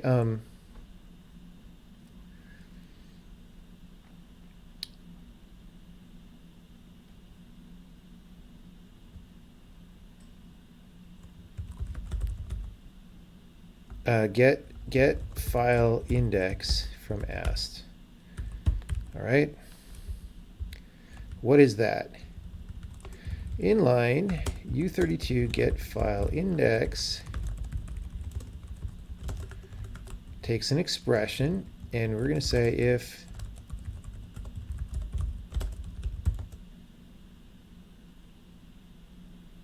we return 0, I guess, right? It's not sure what the connotations of that are going to be for this file, but oh, hold on. Right.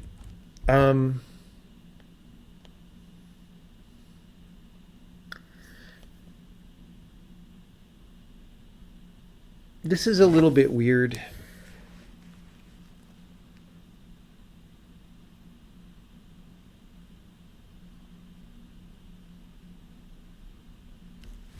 Yeah, it's doing the same thing as before, though.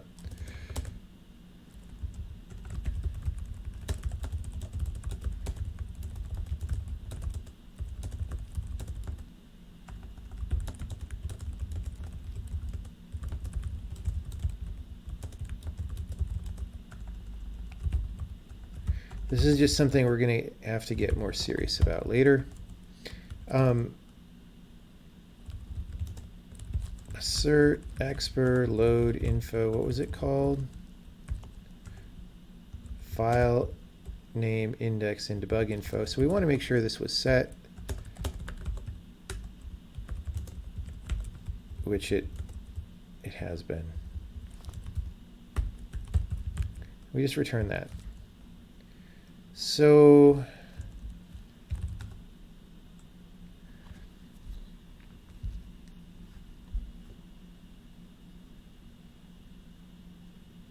it's an ast star. All right. That's pretty weird, but okay. This is ast is one of these like useless. Like I put it in the hierarchy, and I shouldn't have. I should just everything should have been an expression. All right. Oh, expr.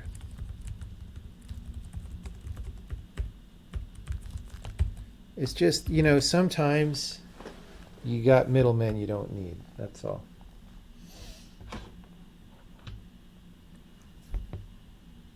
Is there a place where I show a demo of it? Like literally all the time. Like the very first, if you go back and there's a list on YouTube of there's a playlist of all the compiler demos. And the first two are just like talking about ideas, but the third one is the first time I show a compiler running. And in that video, you know, we play a little arcade game where you shoot the aliens. And yeah, that's doing calling out to C right there to do all kinds of stuff. If this is something you care about, the emitted line table can be made to take up a lot less space if you're willing for the output code to be a bit more complicated. I think I am. I mean, it's weird because, you know, Linux is a little bit of a second-class citizen right now just because I don't use it all the time, and so I'm a little more leery of making it extra complicated because, you know, if I make something in Windows a little more complicated, I'm probably going to hit the problem that gets caused by the complication. Whereas in Linux, the beta testers hit the problem caused by the complication. That said, you know, it's a beta. So if you have a suggestion for how to shrink that space down, I would be interested. Because it probably also makes it a lot faster, right? Like if we're not spending all this time outputting relatively boring data. And it might lend itself to more compression of the debugging data. Okay. This is great.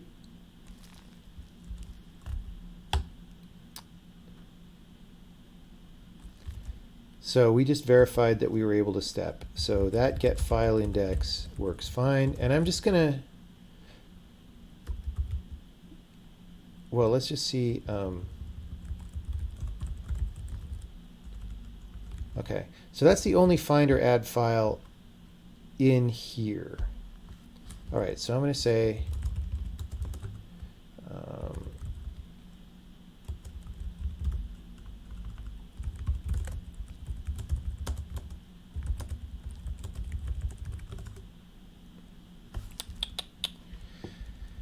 I need this on a hotkey.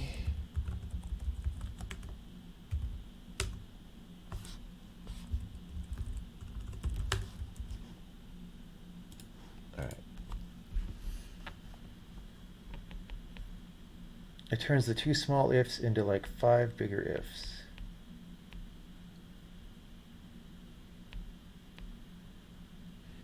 Like how much of a data decrease is it?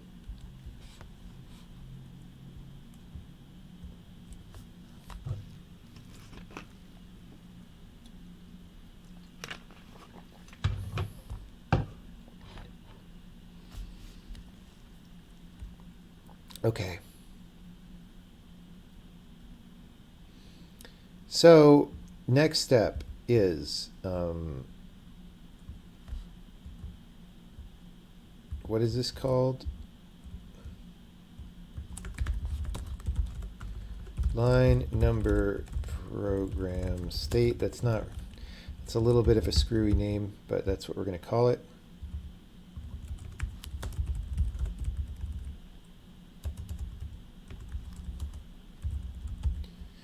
I don't like this name file index, but whatever.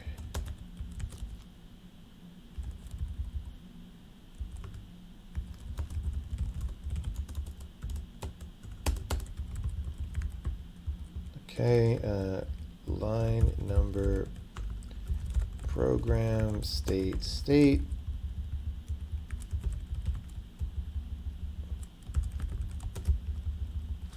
So all I'm going to do is just rewrite this loop for a second. Not really changing anything, it's just a syntactic change, right?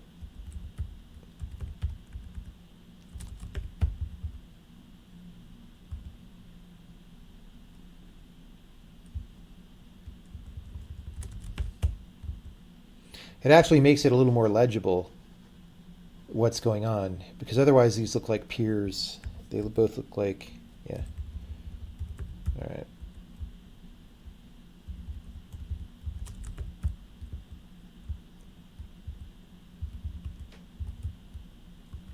Okay, I probably missed something.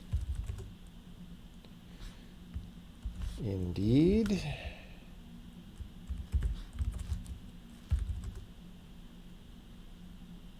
Great. It turns 4 to 5 bytes into 1 in the majority of cases. That sounds great. That sounds great.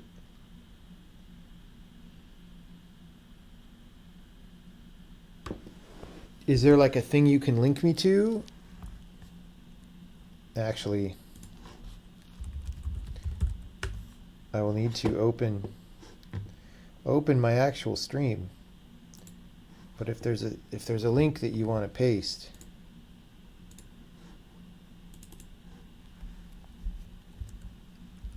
if there isn't, that's cool too. But if there is, we can look into it. All right. So we get our line number, program state, and let's just make sure that this works.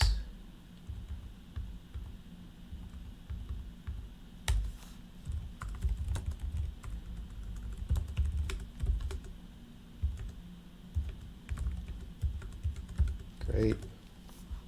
So good. Okay. Now, the whole reason I wanted to do this was just to factor this into a function. So we're going to go process one line ctx c ampersand state, right?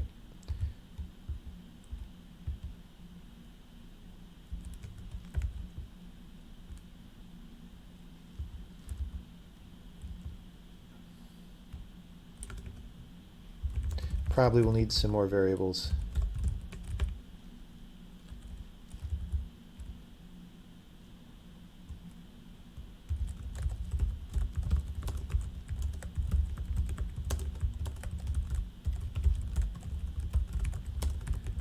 All right, and then for this, we're gonna go state dot to state arrow because it's C++.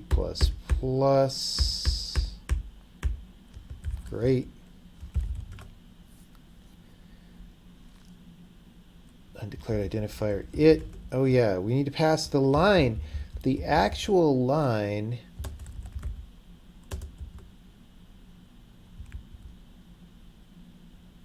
Oh wait, are we using the it for something else? Yeah, what are these? These are debug.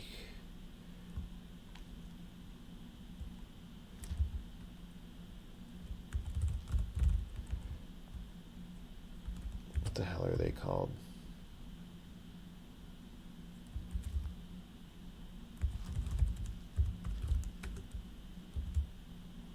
Debug file names.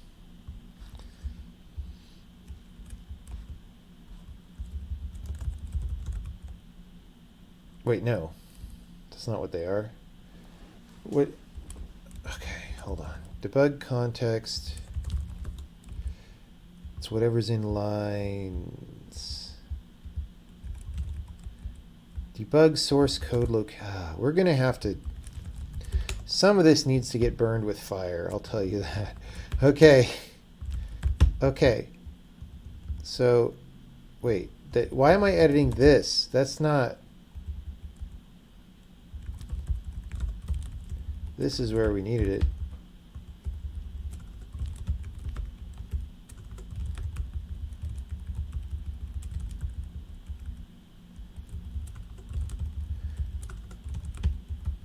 Okay.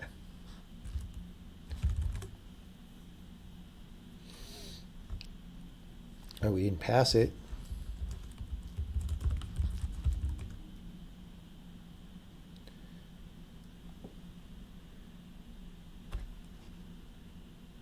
Okay. Yep. I know C++. Totally. I do.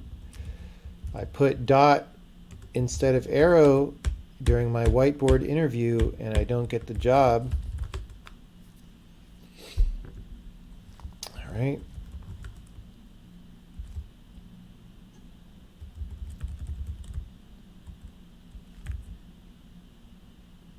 Okay. Return is major enough that I would like put that.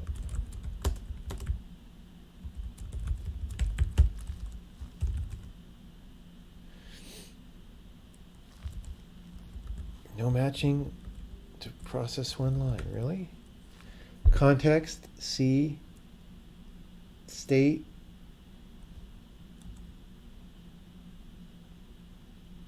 Am I doing lines by value?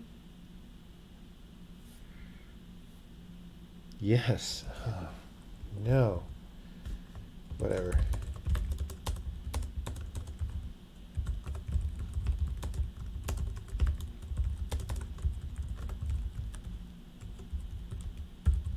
Such a garbage. All right.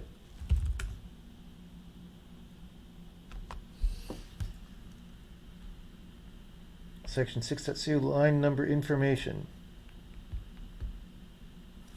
In dwarf4.pdf. Yeah, we're supposedly doing dwarf4.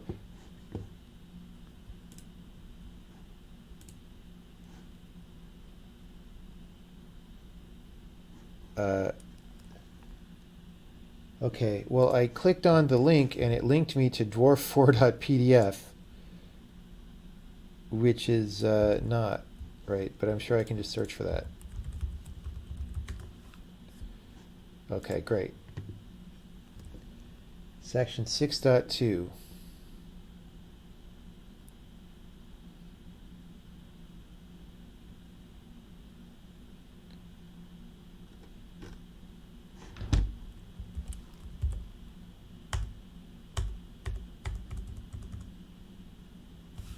Line number information.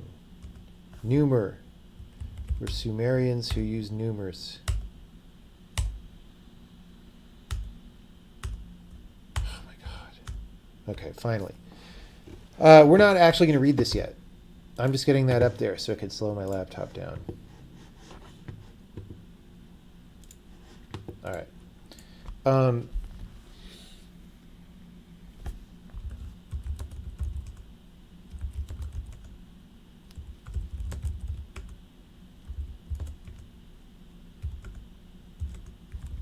Still looks like it's working, everybody.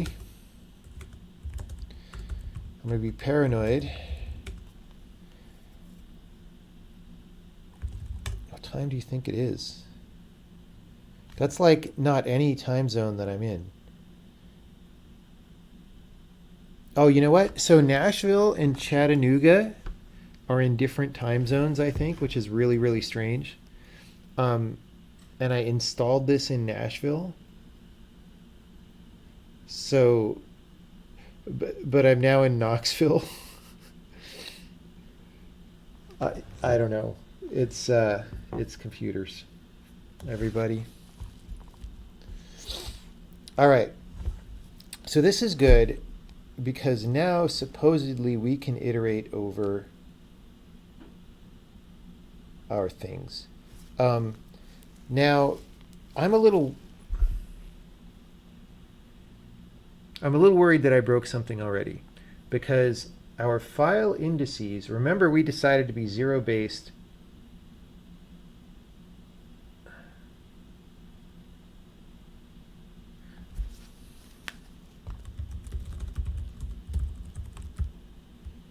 Remember, this is zero based, right? So why did it work?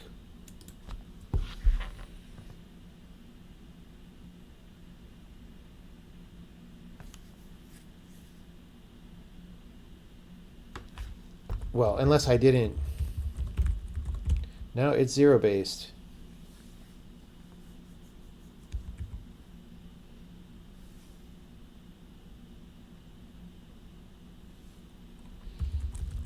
So shouldn't that have broke?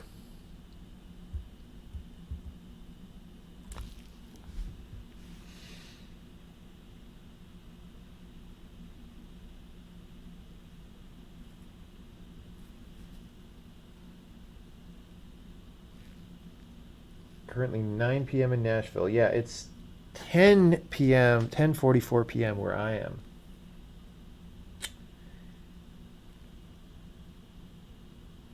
You can emit more bytes easily or equivalent information in less bytes with a bit more complication.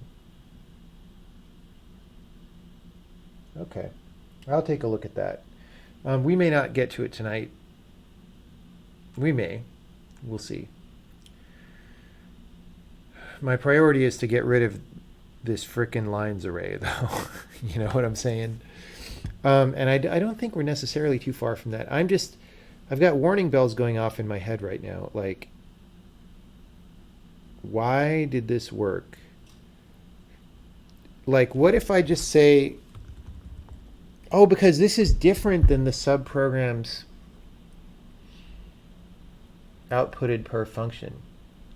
So what is this for? Am I actually testing this when I step through in the debugger? Or what is this used for?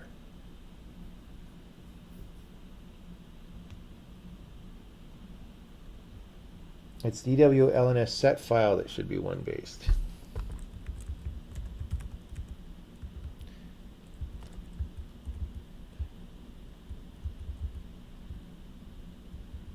I don't even see that.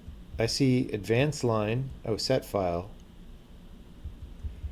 But yeah, that's just using the same thing.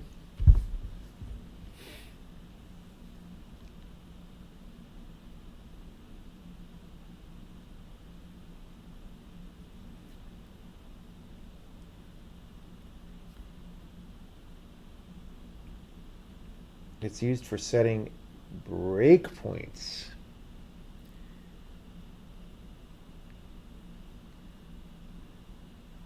So if I say break in file colon line, oh, and stepping, then why does stepping work? If I just say file equals 1, all right, that should not work, right?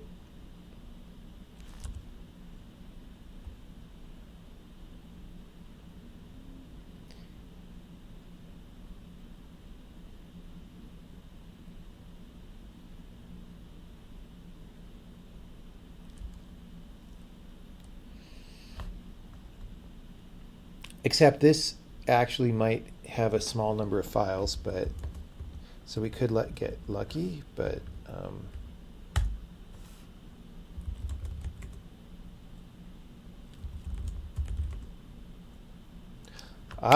okay. Well, actually, no, that's right, because main is confused. So if I do this, I step.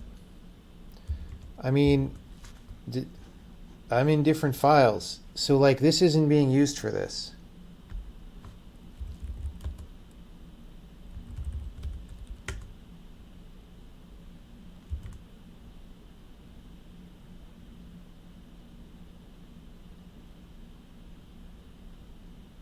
I kind of think this line number is one. I don't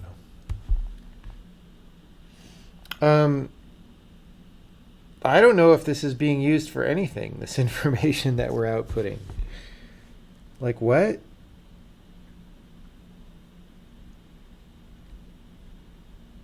How do I verify that it's correct? If I can't mess it up on purpose, how do I know it's right?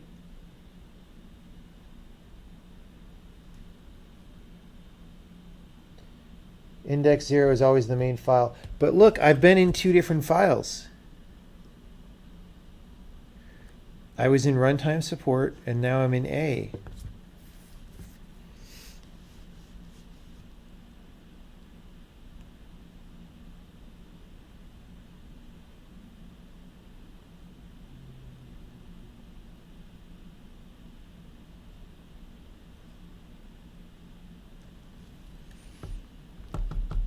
I don't know what to do. I need to find out what this is for. Like, really.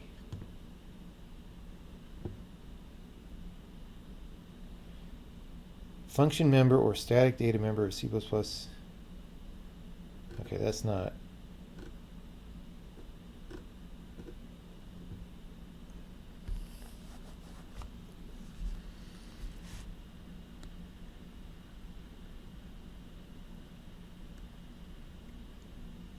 I mean, it's saying to do this, right? So break.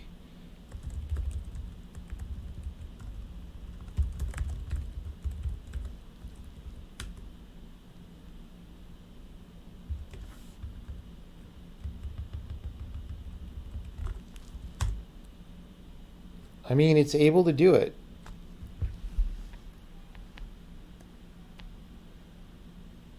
Am I? Okay, so first of all, is this the right file? Yes, it's the WSL file.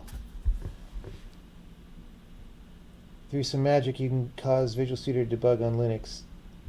Yeah, but I'm not getting into that right now. Why would that help?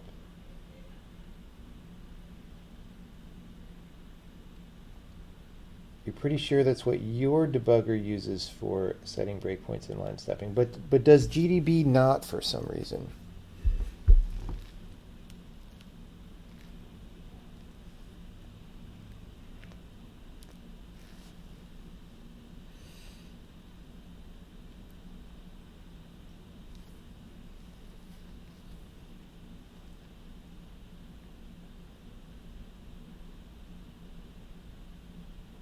So at least you don't use command line GDB. Well,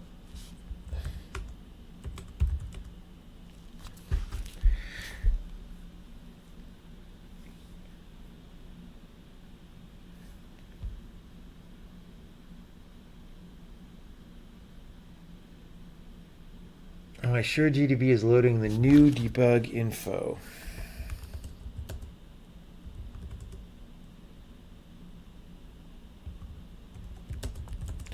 Is it just in the executable?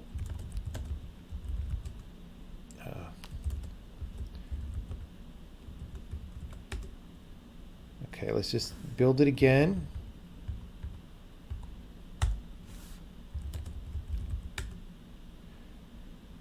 Oh God, guys. I'm fired. Can somebody tell me why I'm fired? Can you tell me why I'm fired? Look at the screen and tell me why I'm fired. Everyone is fired, but I especially am fired. Because since we switched to Linux, or I'm promoted to like governor of California, that would work too. Since we switched to Linux, I haven't been putting the x64 option, which means we're running LLVM backend every time. Every single time that we have tested, including before I checked in and all these things. Invalid string offset. So I screwed something up possibly quite a while ago.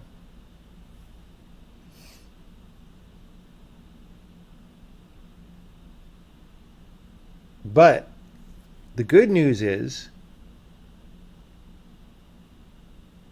at least I know why I'm stupid. So I'm just going to write this to dwarf debug info Bacc. Oh God, this is going to take a year. And it'll probably take a year to open dwarf debug info.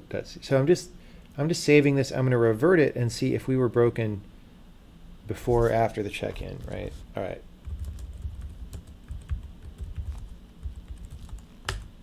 Whoops.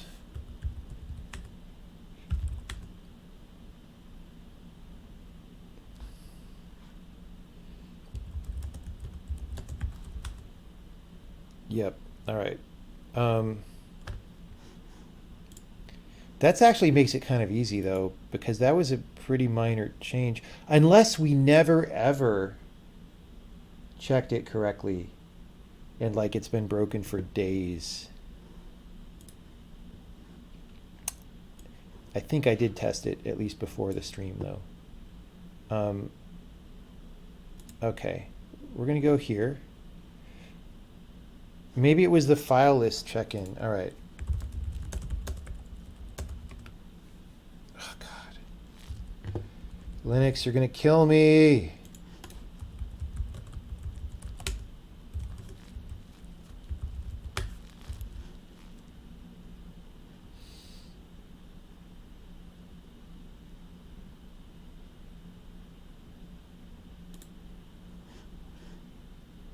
All right.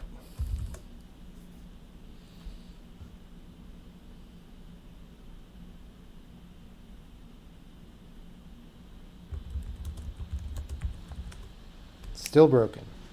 Great. I guess.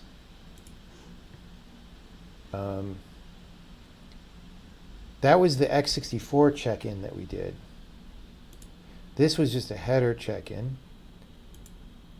That's just code view. Oh man, guys. All this was supposedly Windows work. Ugh. Ugh. This is from before the stream started. Okay, hold on. No, that's not from before. I'm looking at the wrong time zone in my head. This is from before the stream started. This is sort of when. Let's just go there.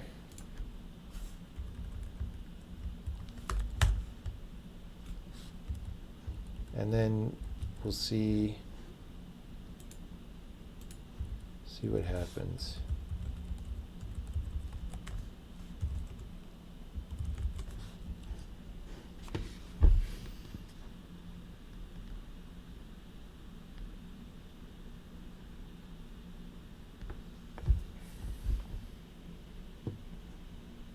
All right.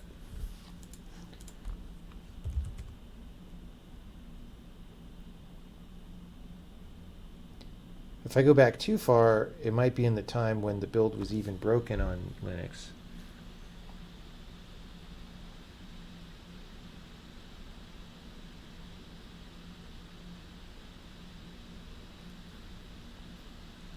Come on.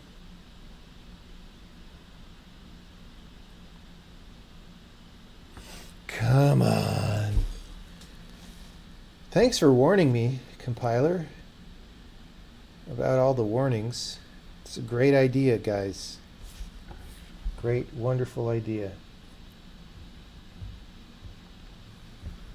Wonderful. I feel very safe.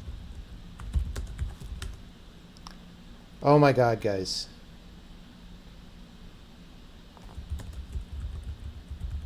I'm just gonna, just in case, I don't know. All right, this is broken. I don't know how long it's been broken. So just like last night, remember last night I was doing some optimization stuff and then it was like, oh, but wait, there's a bug to fix. There's a bug to fix. I have no idea how long ago this happened. I do know that we shipped the last beta successfully and this worked fine for people. So let's just go back. I feel like I might have broken it today. Let's just go back to yesterday, 13098.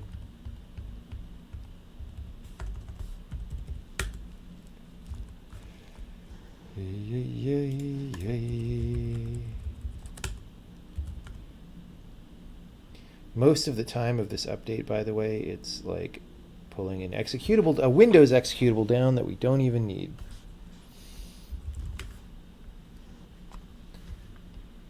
It's just warning me about how broken all software is. I know. It's funny, like all these things compound, right?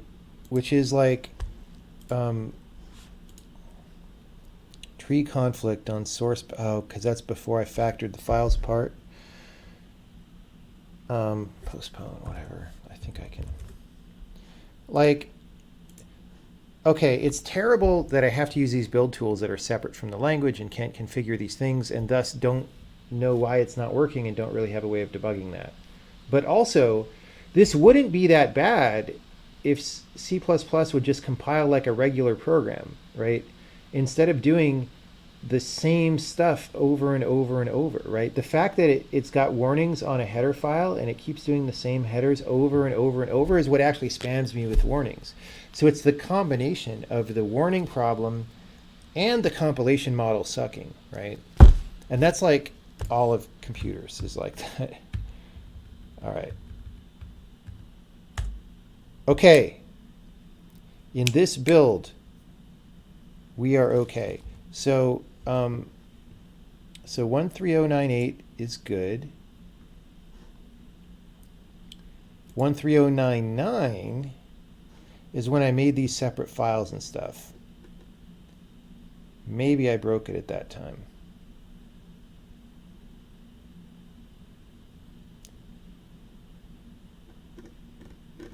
And I actually, although here, actually maybe if I were to ascribe a probability, I would put it here. Because here is when I did some stuff. Remember I was angry how LLVM headers were being used to define constants? There were definitely some dwarf constants that I made local declarations for, and I could have typoed them or something, or just failed to paste. So, but we're going to go forward one at a time. Right, we're going to go to 13099.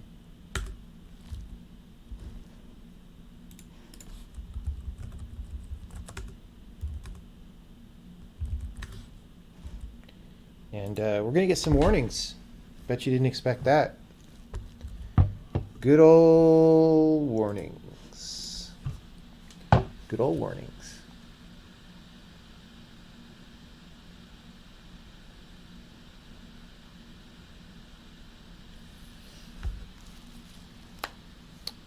Failed.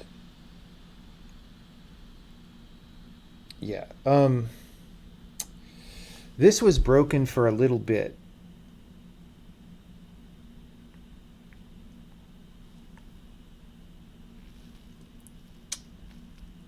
I can just paste that in there.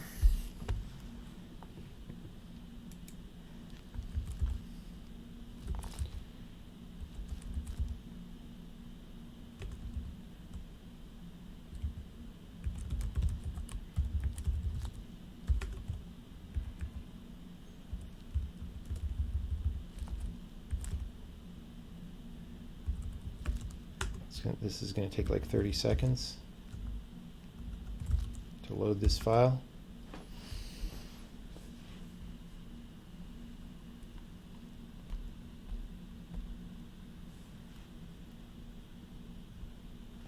Alrighty.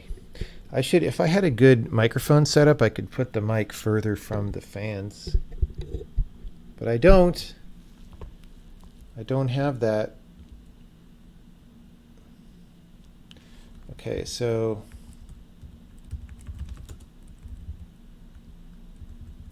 we're just going to do these.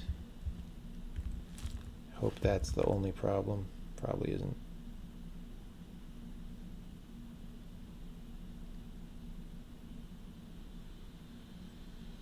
Yay. Whoops. X64. Don't forget. Oh, guys. Did I forget X64 last time? No, I didn't. So it's this revision. It's this revision, I think.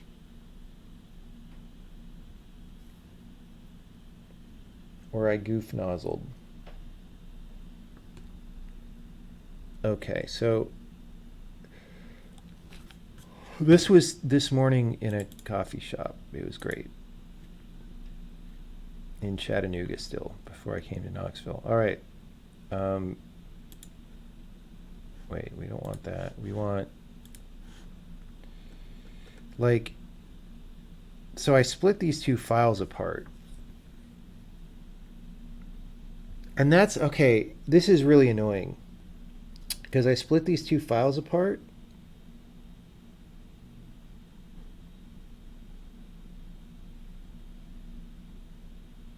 So there's no diff.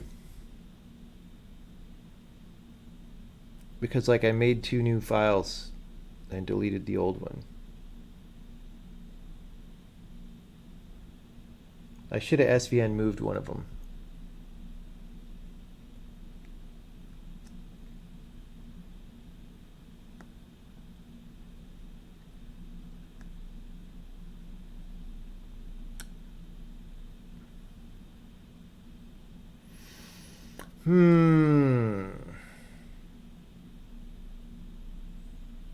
I mean, I can still deal with this, right? Um, you know what we could do, since we sort of know it hasn't changed that. Most of the changes we've done since then were on code view, so I could just stay here on Windows and, well, I kind of don't know what to do. I don't want to roll back to that revision and redo the split.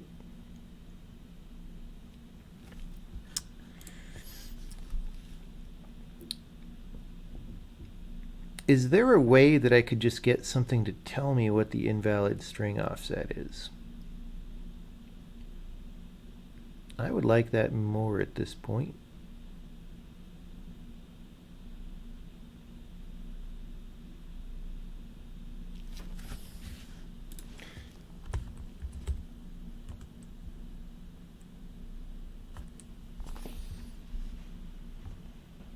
Printf, no, printf ain't gonna do it. Grab files from both revisions and use another diff tool. We could do that. I mean, I think I can actually do, I think Tortoise will do that.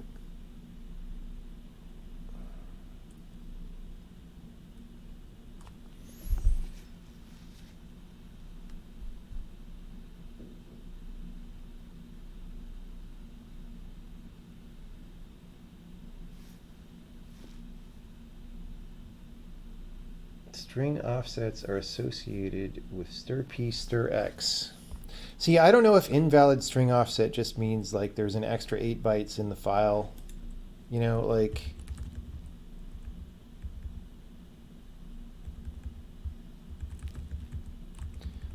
I don't see stir-p or stir-x at all.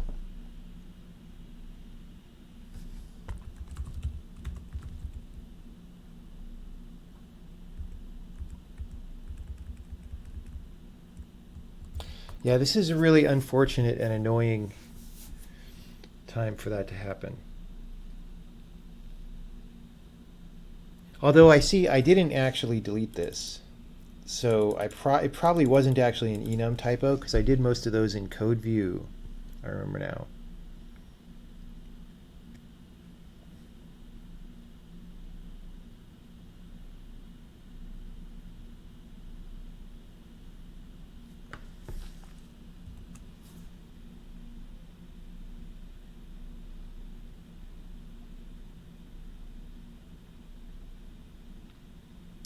This add ulab 128 stuff, like, I'm sure it can be much faster if you're like, I know this is 1 byte or whatever.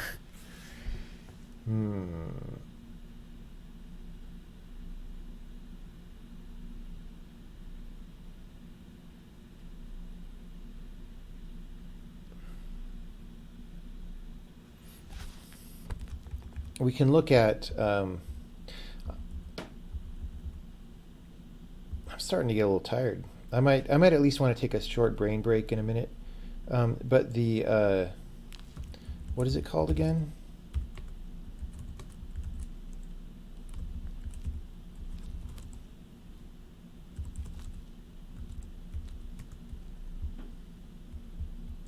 These debug file name. So this just adds file names to that array.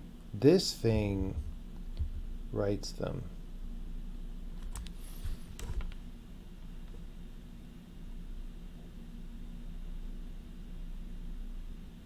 It just spews them out though.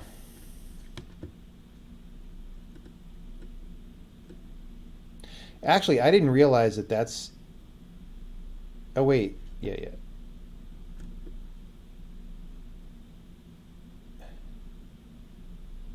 Okay, so I was stupid in the new version because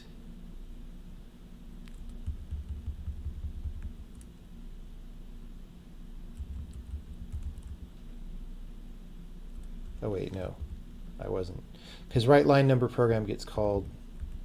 I wasn't stupid. I do this first. I don't know, like, it's just writing some stuff.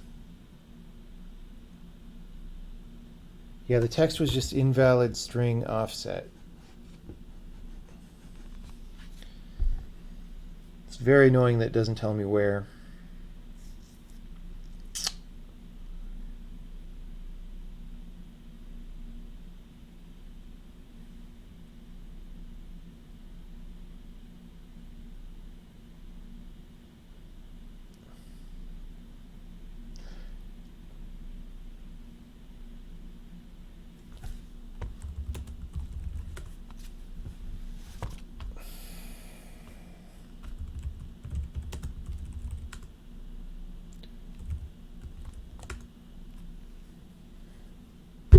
Dude, I'm gonna punch a wall right now.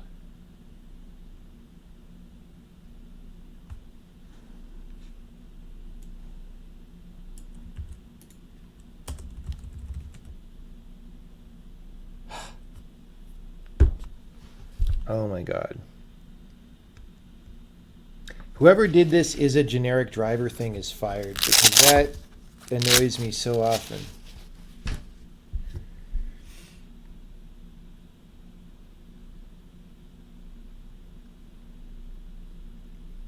All right.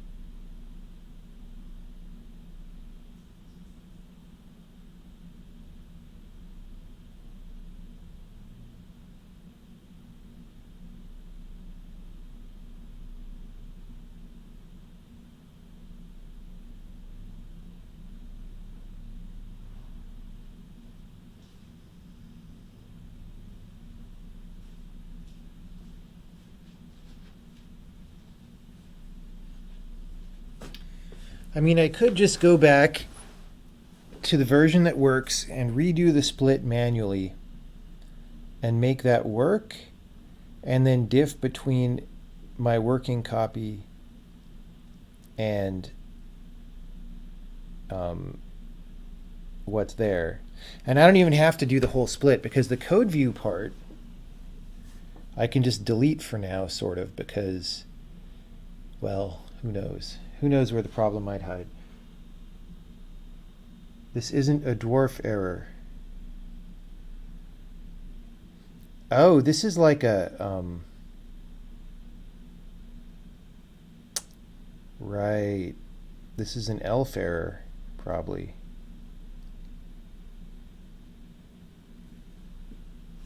Which actually maybe makes it a lot easier, sort of, maybe.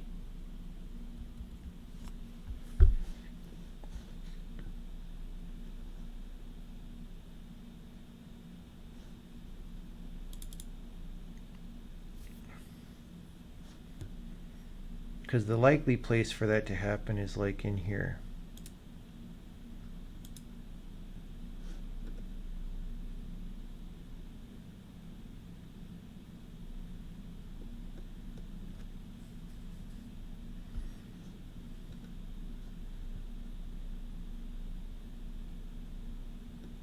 I mean, these all look like trivial changes.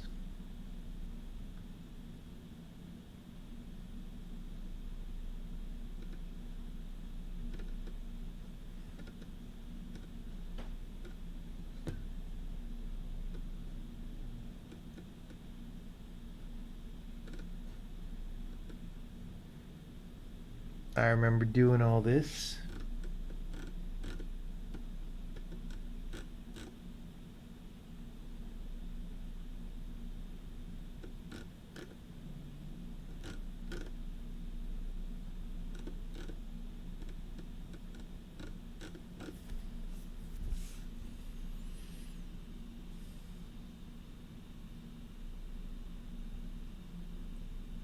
Schuster tab, specifically sh name, obj dump.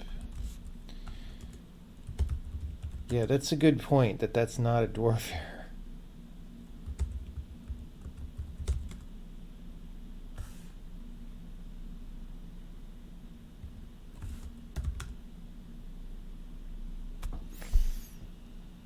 Has a corrupt string table index.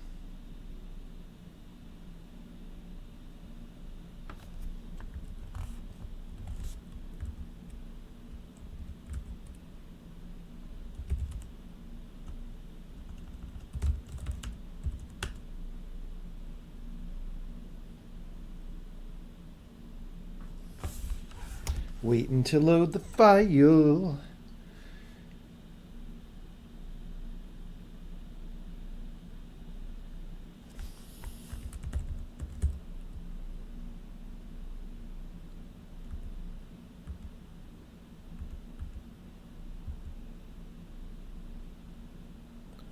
Okay, wait a minute. Wait a minute, guys. I remember something that I did that seemed very small at the time, and let me show you what it is. I bet it's in this revision.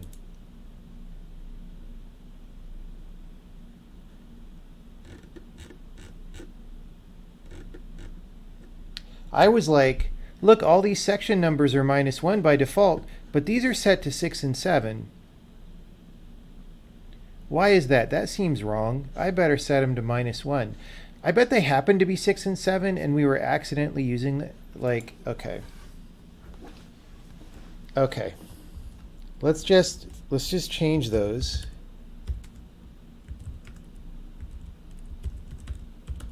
And watch it work correctly, and then we'll fix it.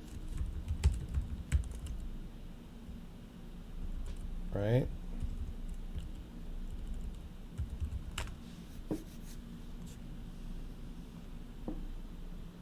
So I made no, it wasn't random. It was, so some people saw these streams, but these section numbers used to be kind of hard coded, but then also the code had to add the sections in the right order, and I wanted to just make it more flexible and add the ability to change the sections around dynamically. So I made them all -1, and then they get assigned when the sections are added. But these got missed. These should have been -1 a long time ago, but they weren't. So I said, oh, I'll just make them -1. It'll be fine.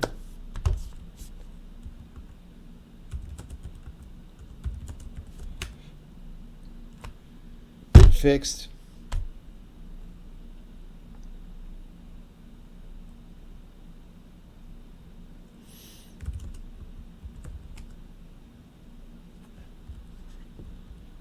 Wait, does update take me to the current revision or the...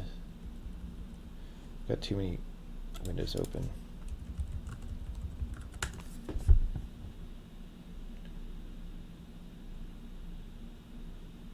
Make sure I update Schuster index. All right, well, first I have to get back to the current version.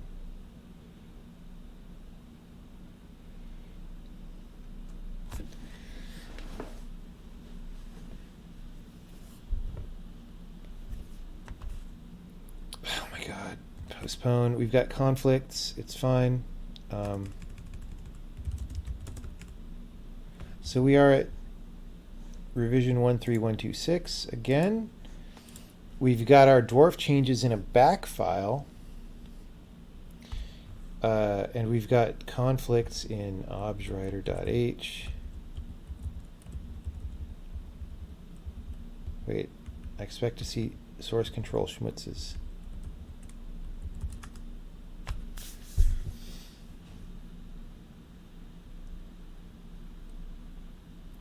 Oh, screen's still black. No longer? No. Okay. Well, you have a problem. Get your eyes checked.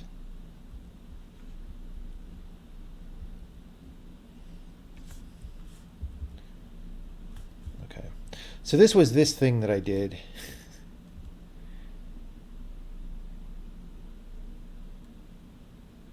One, 3, 4 AB. Great. Any others? I don't know. All right.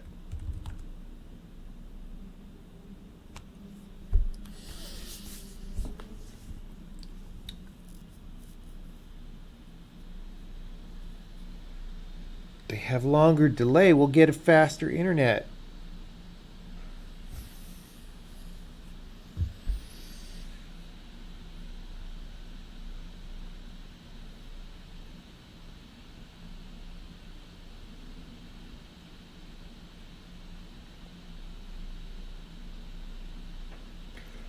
Get a faster internet. Mother effers. Okay, so E. schistrandex. All right, so. All right, great.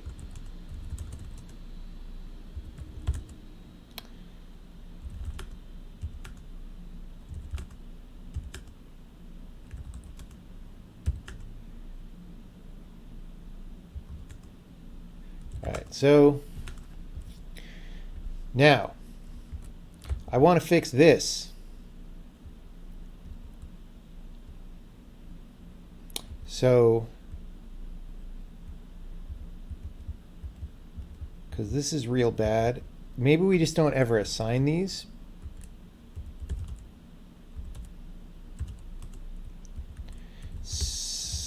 Section number stir tab.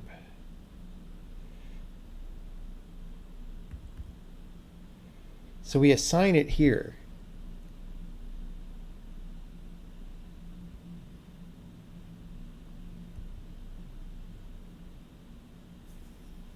And then we get section number sim tab here. So it seemed all good, but maybe for some reason we're using them early.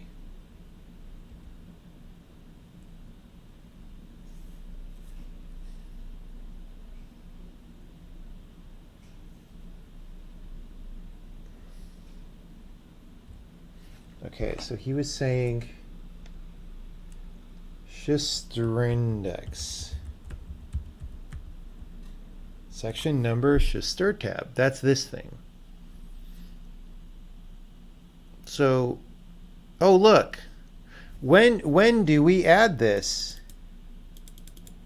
It's before we assign it. Why doesn't this assert go off? Because we include a motherfucking LLVM file somewhere, probably. Or maybe we're just making release build right now. I bet we're just making release build right now because I hate switching builds back and forth in Linux because of all the warnings. Okay. So, yeah, this is all great.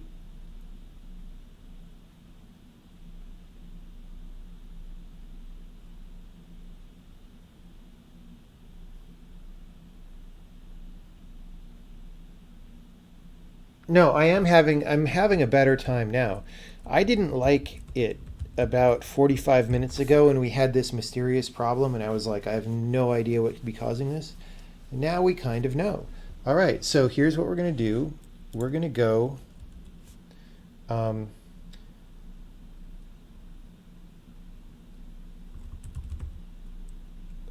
changed on disk. Come on, bro. See, these problems just stack up. Like, why? I don't know if this is Emacs's problem or WSL's problem. It's just completely unacceptable. Like, you can't work under those conditions. All right. So, elf.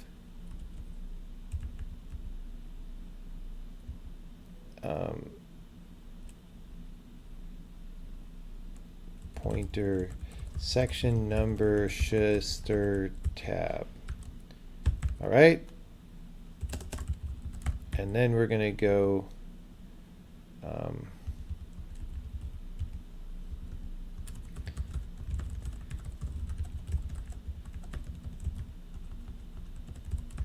okay. We do that.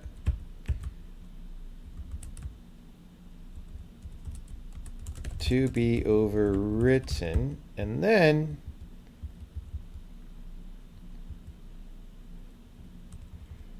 here we say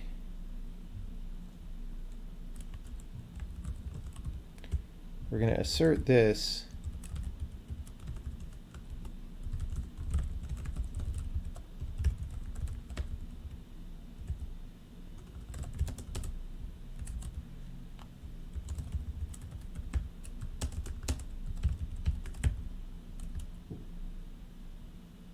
Let's close some windows, guys. We don't need all these windows.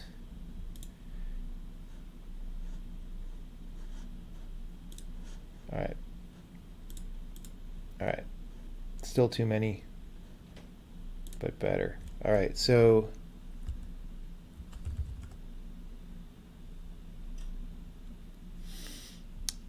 void is not assignable.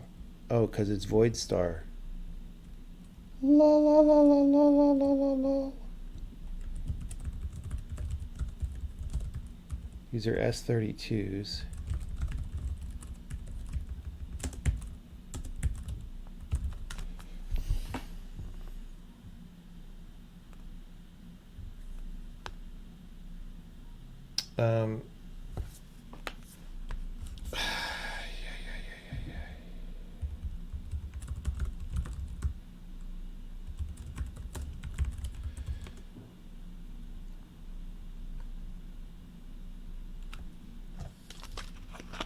We getting there.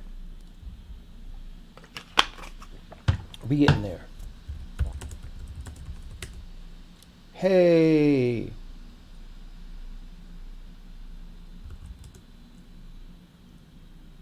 Great.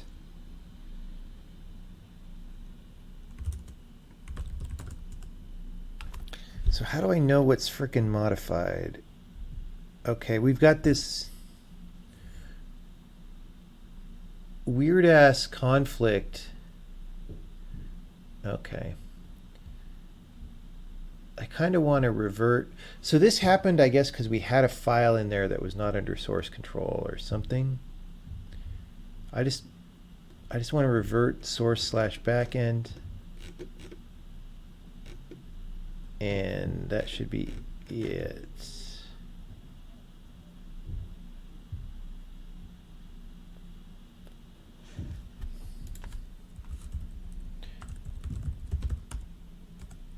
So we're going to save this in an extra buffer just in case something bad happens. Oh God, we put the buffer in the WSL. All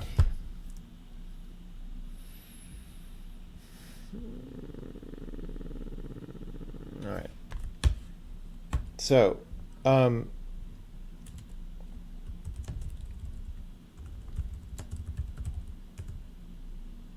do you mean skipped?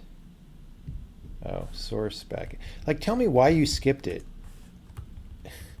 Don't just say skipped. I didn't feel like it.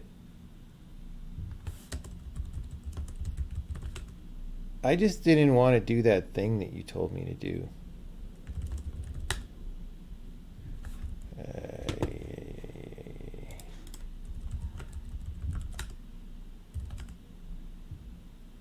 All right, so why is there a tree conflict again on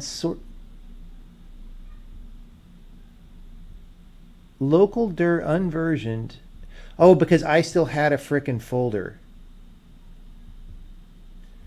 Resolved. You are resolved, sir. Oh my God. So sometimes just not, I mean, it's not as bad as Git, but sometimes just not as much thought went into usability of these systems. All right, so that's still there. Wait, why is this marked delete? Oh my God.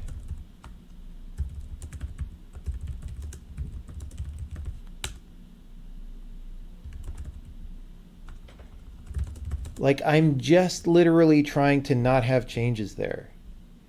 Like, why did the revert not do that? It's so weird. Um, like, the whole tree conflict part of Subversion is just a giant disaster. In principle, it's no different from edits to files, but it treats it as totally different and does weird, unintuitive things, and like just throw it out the window. All right, let's look at this again. Now we have conflict in objwriter.h again for some reason. I think that was the one that I fixed though. Pretty sure.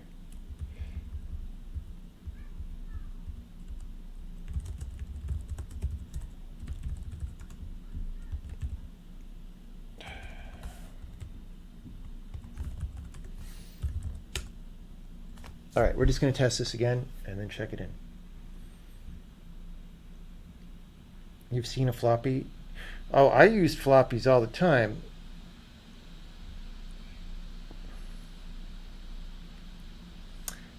I bet what you guys are calling a floppy is the 3.5-inch floppy, okay?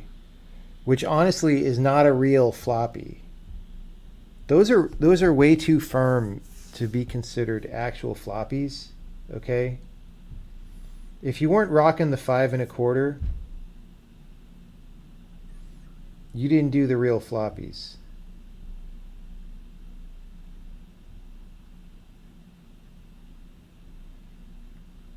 Bro, I had a Commodore 64 with 5.25 floppies, all right?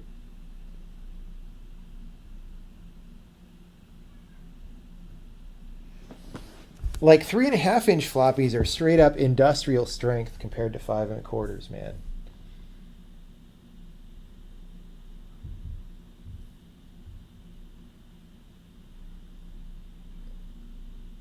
Eight-inch floppies were before my time, sadly. All right.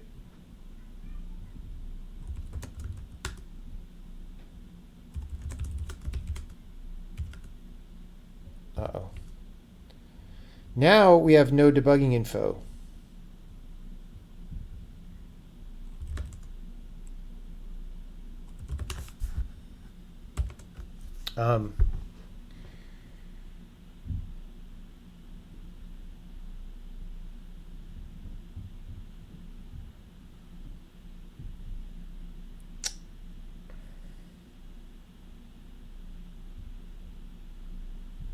Which is a little bit confusing because I thought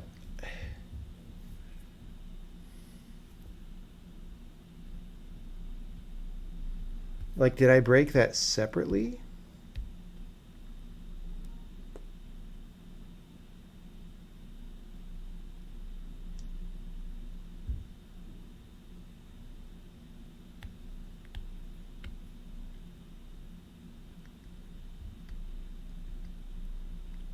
Because we're not rocking the current version of the code, I don't think.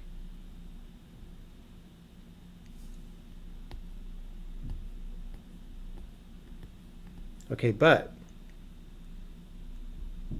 I can revert the dwarf file now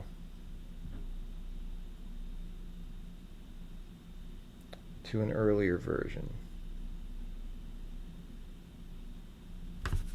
Or something.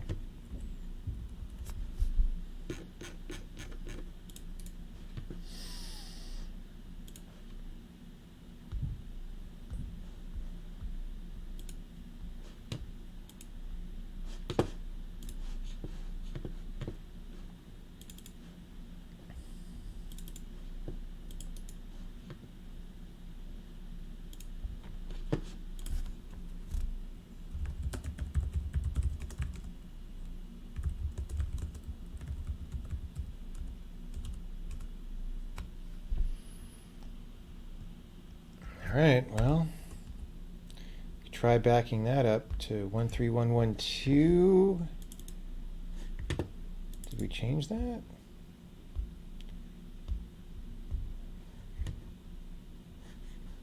That's a trivial change, so that's probably not it. probably this one.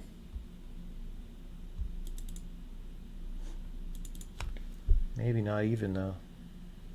Maybe I did break it back at that fork. Oh, dude, there's like no changes.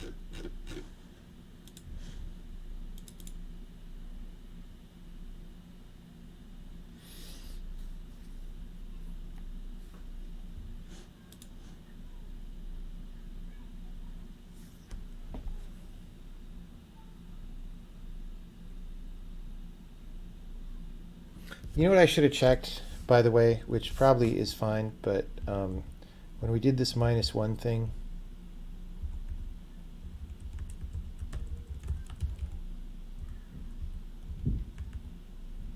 I need to check if SimTab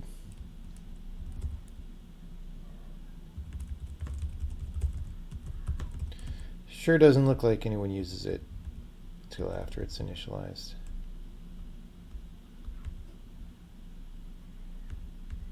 Seems fine.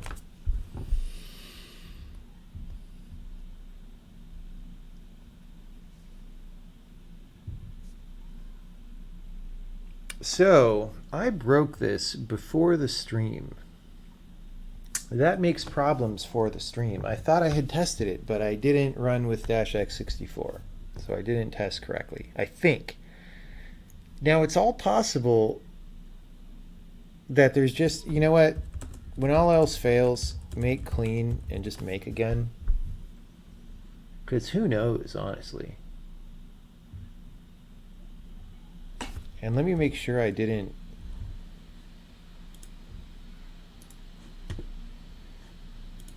Whoops, no. Come on.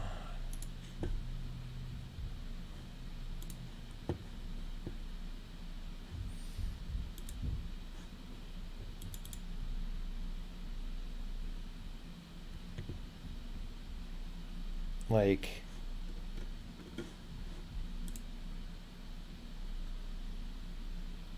oh wait, this is checked in. Okay. Wait, what? I'm confused. All right, no, this totally explains it then. Because this has the file indices that I said were not correctly based.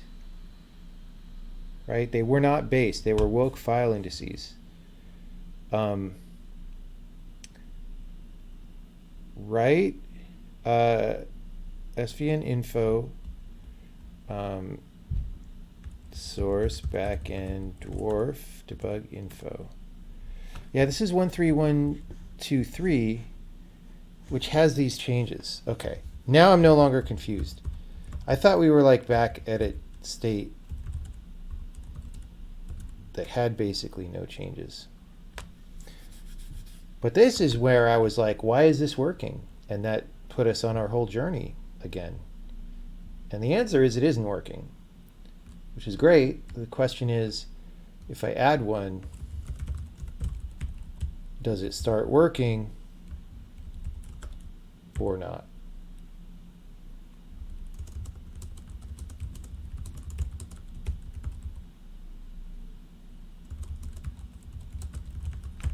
Let's see.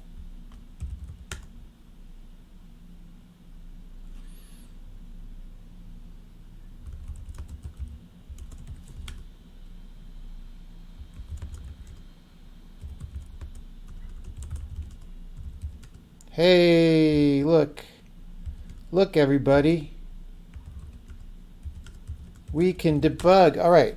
So now we're actually going to go to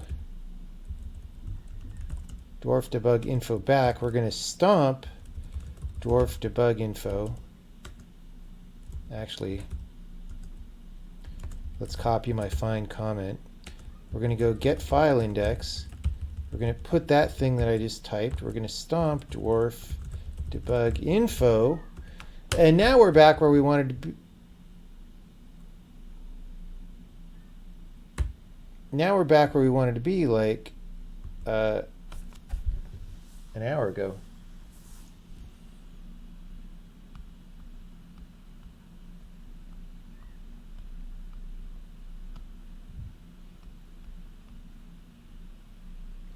Are there any questions? Is anyone like trying to follow along with my unmessing the mess that I've been doing?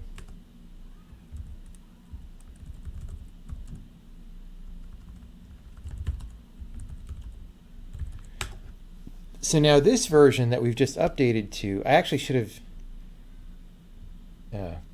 I maybe should have checked in, but it wouldn't have mattered. It's tiny. This is the version finally where it's factored into that function call, right? The process one line, which was all, supposedly mostly just a syntactic change, but then we had this whole big adventure that we had to go on.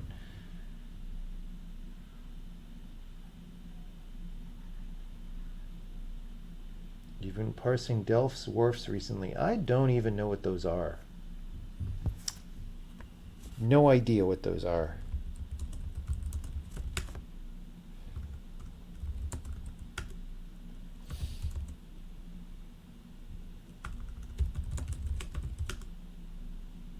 Uh-oh. I broke it.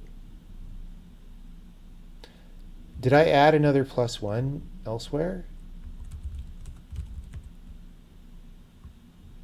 Oh, file equals 1. Lol, lol, lol, lol, lol, lol. If you want to succeed in the game industry, don't file equals 1. It's just not the way to go.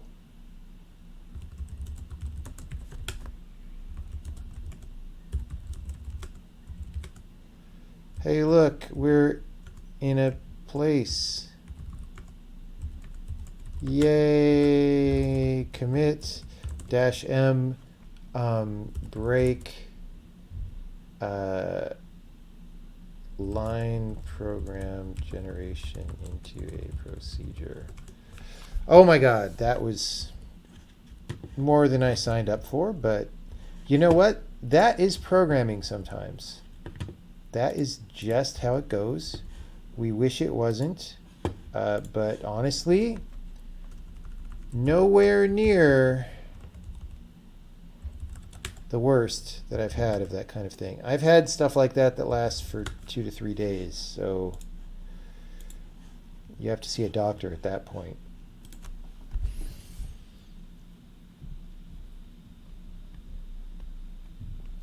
Elves, dwarfs, there are typos, I see.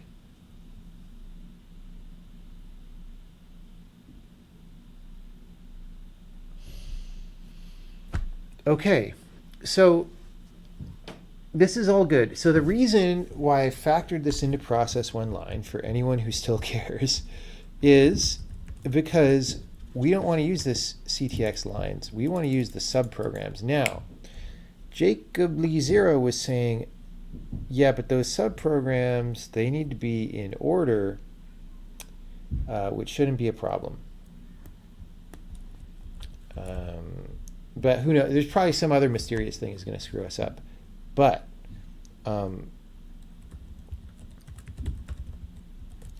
here's what I can do is go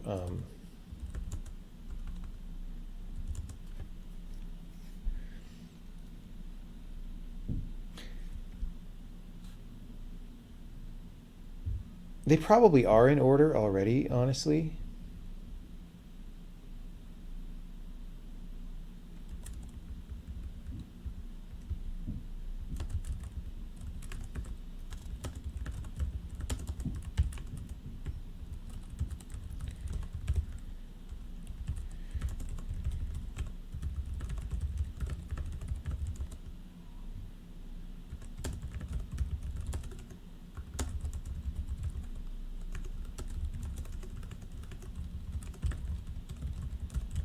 I'm using this instead of an assert because I want to actually see something.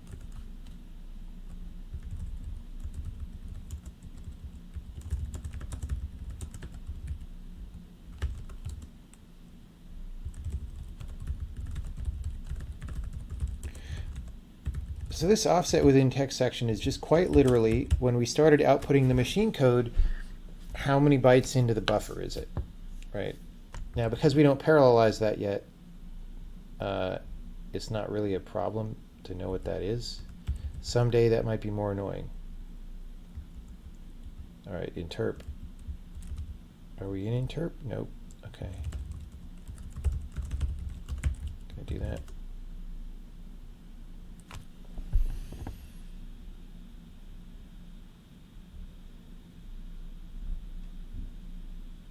Not assigning last offset. You are correct. You are correct.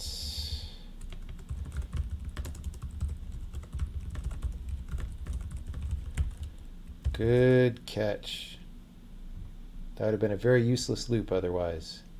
Except it would still catch -1s.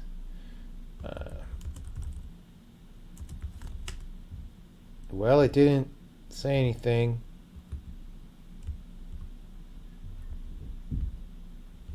Problem is, when we run the tests, we sort of suppress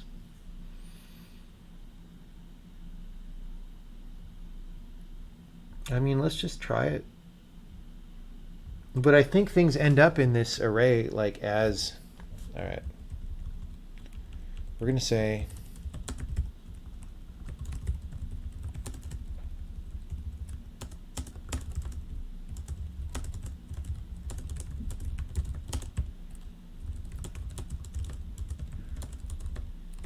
because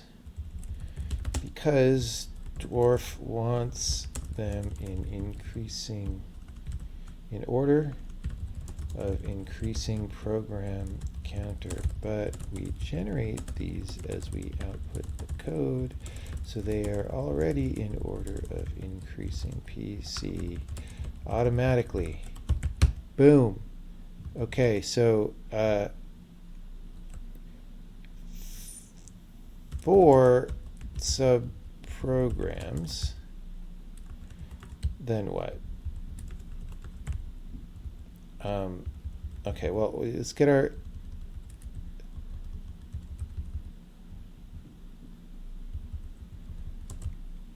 get this out of here and get this up here, and we're going to comment that out. This is going to be a no check-in.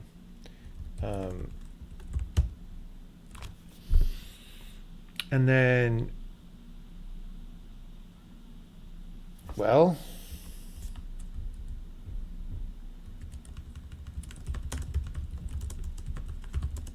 I think there's just another lines.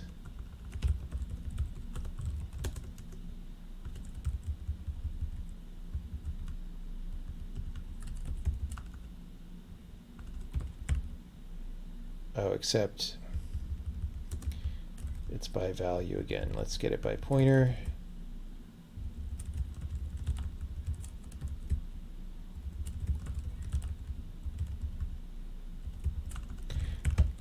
Maybe.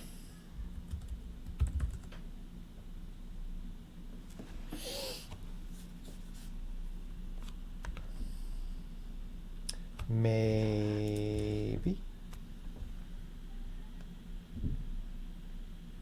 Yeah, it is something to keep in mind. The thing is, I do want to maybe parallelize machine code generation later, so I probably am going to put an assert in whatever loop we ship there.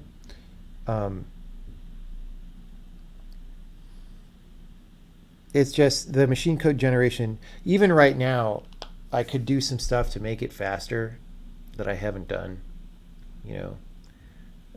It's just, you know, later on, like, you know, once we actually have a peephole optimizer in there, you know, it won't be trivially fast anymore, not necessarily. So, okay, what was I doing? Oh yeah, we just want to go GDB, break main, run. Okay, that didn't work. So it got the right place, but then I said next to go to the next line number, and it ran the rest of the program.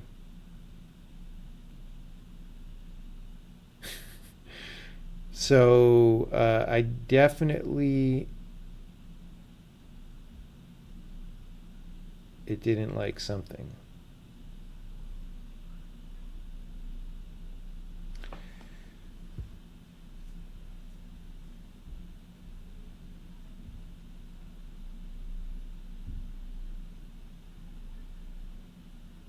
Prologue issue, try breaking in the middle of function. Yeah, I mean,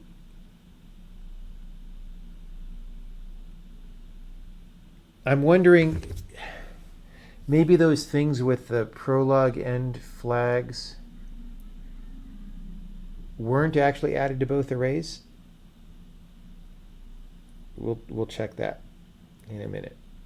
But like, it's silly because once we're iterating over by subprogram,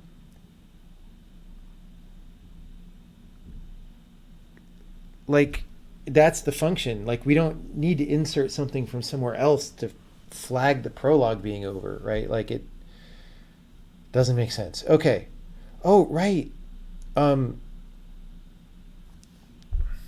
I'm pretty sure we don't. Hold on. Prologue end. So the prologue end is added in x64. Remember that? Ugh. Snore. Hella snore. Lake Hella snore. Where Bob and Doug are drinking the beer.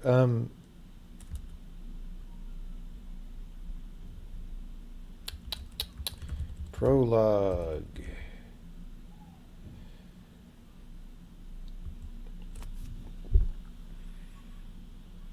No, we do add it there.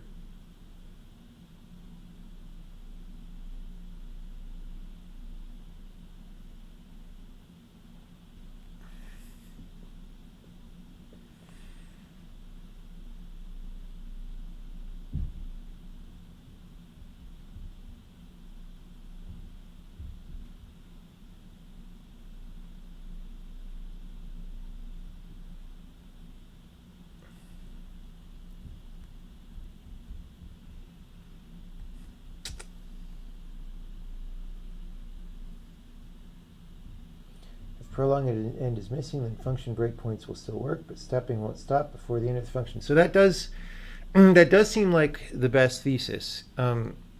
Maybe this prologue end is in the wrong place in this list because we weren't using this one before, right? Only one place even checks that flag, right? And it was the thing. It was the thing that was iterating over.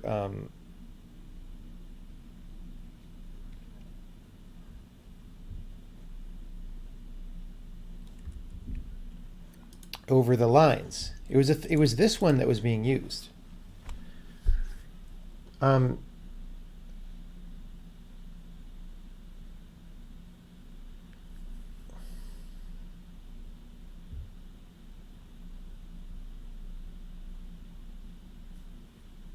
But yeah, I don't know.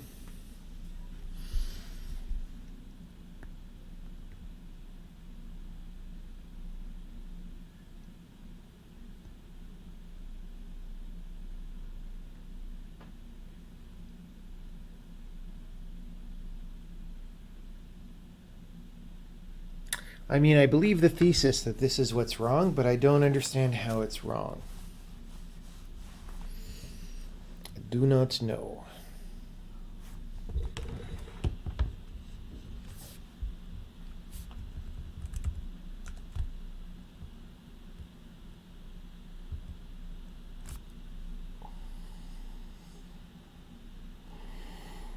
I mean, I could just step through it a little bit.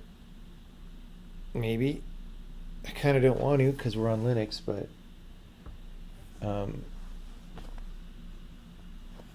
you know. Ay, ay, ay.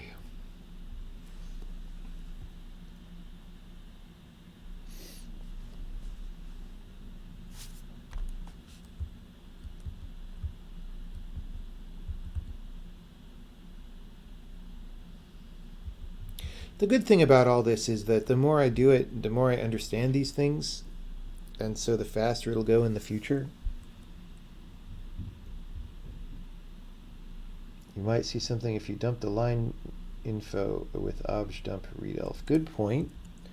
We could do that. I don't think I've tried to dump line numbers before. I don't remember.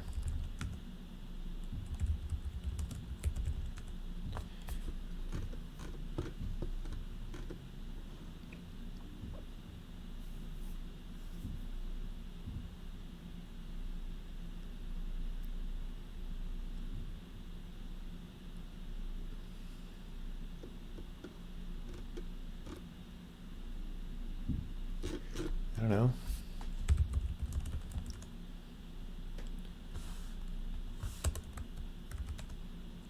Woof. Okay.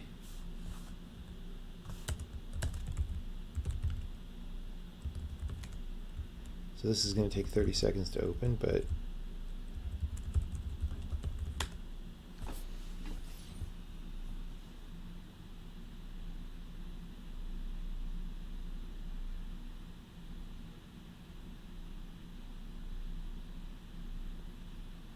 I should have maybe dumped the object file instead of the executable. Text section, text base, min.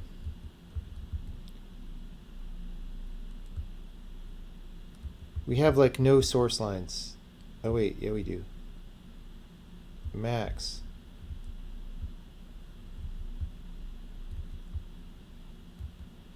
Transform vector. So it's not showing any of the lines inside. It's just showing the top line and that's it.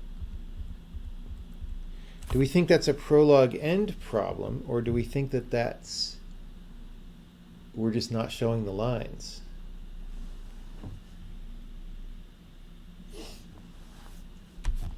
Let's just step it, right?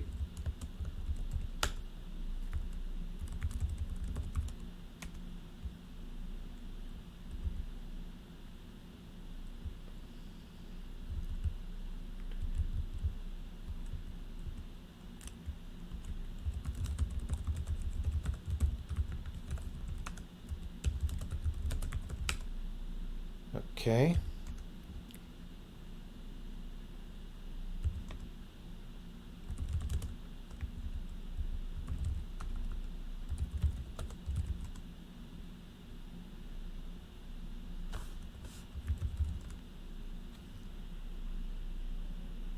Oh yeah.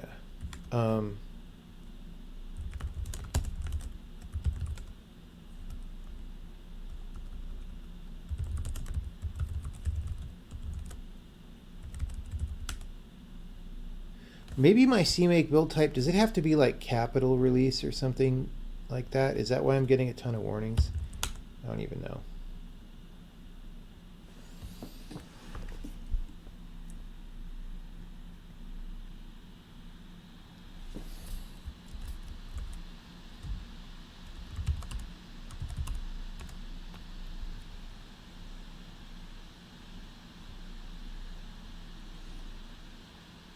And sequence stuff is likely to need to be fixed. Yeah, I just didn't change anything yet. Like, in theory, this should be maybe exactly the same. I mean, obviously not, but... Is it because I didn't... How do I know what the build types are? I don't know. Anyway.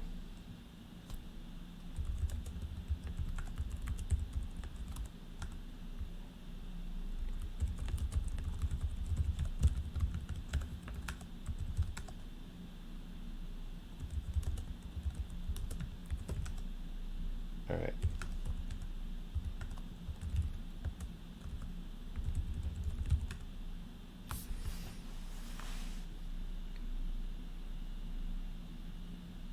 Okay, I already don't like what I'm seeing. I thought the subprograms had lots of lines in them. Oh. They don't because...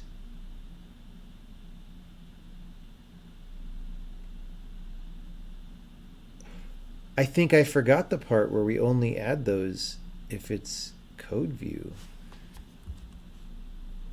Didn't I say that like 3 hours ago?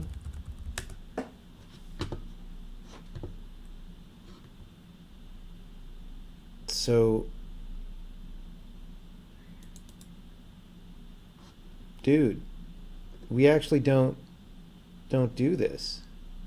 Now, never mind. This is like woefully inefficient, and we should change it. But the point being, um,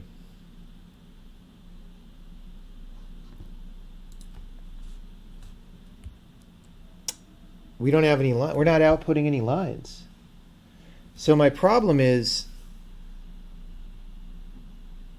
I'm just pushing the inefficiency around at this point, but that's fine. We're going to be able to clean this up a little bit in a different way, because like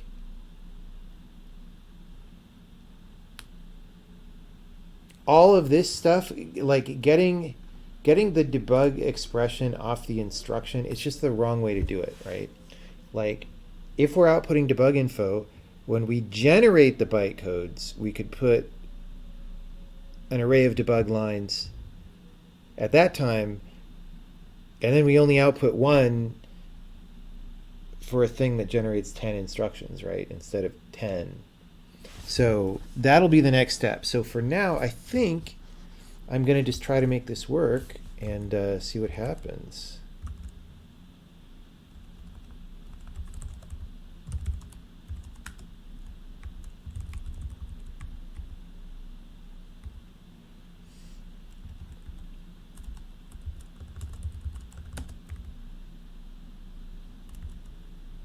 All right. Good thing I ran that. Why theorize? I mean, it's likely still not to work, but we'll see.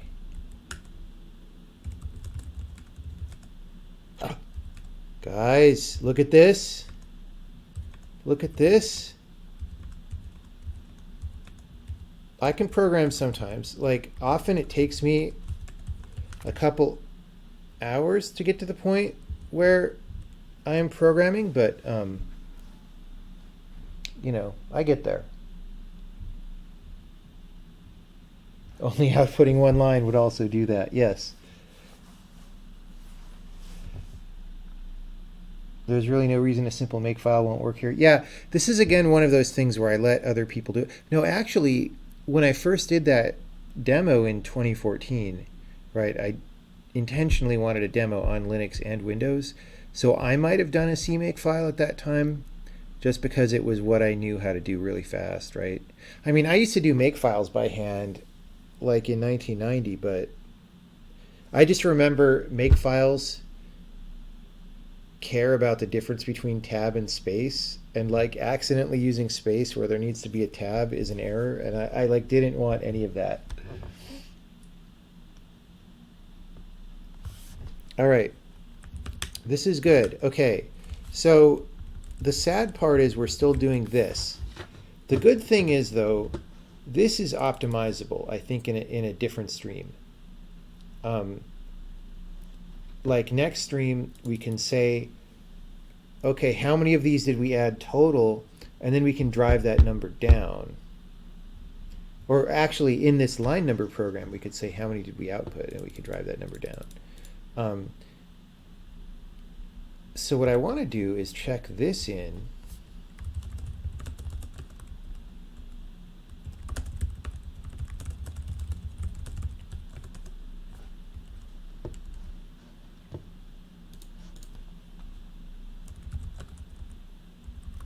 And then, oh geez, I know check-int, so I get to type my password again and again and again and again.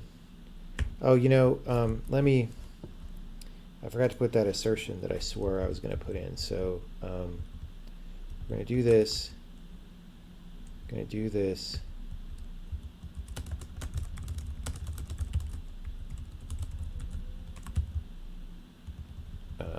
We're going to get rid of this.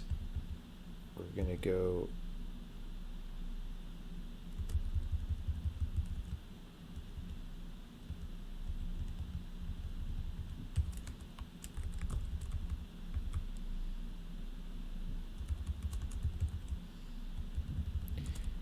oops, just happy little trees, right? Happy little trees. They're just soaking up the sun.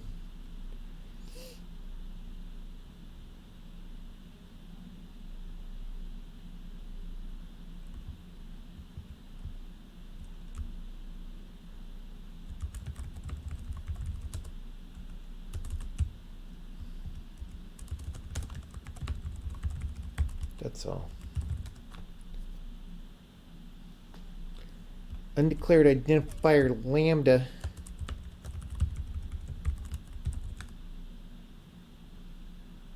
Undeclared identifier lambda. Wait, now what? Where's the error? Oh no, we didn't error.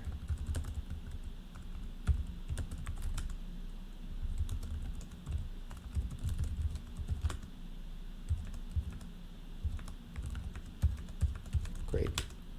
Excellent.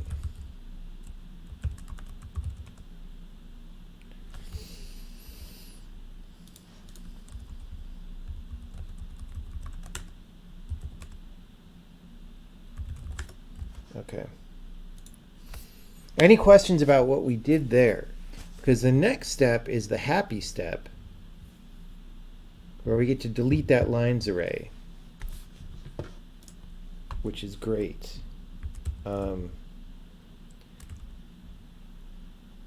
Let's just go ahead and do that on Windows, because we'll test that too.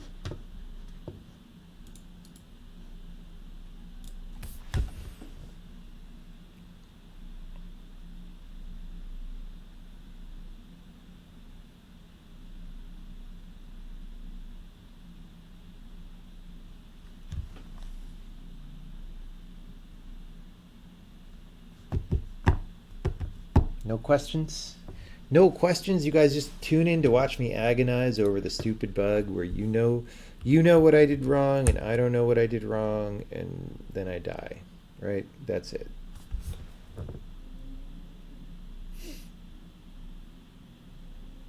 Okay, great. Could move the assertion to where you compute the address offset inside process one line. That is a good point, because that's what we actually write out. And then I wouldn't really need the extra variables anyway. Let's take a look at that. So instead of this,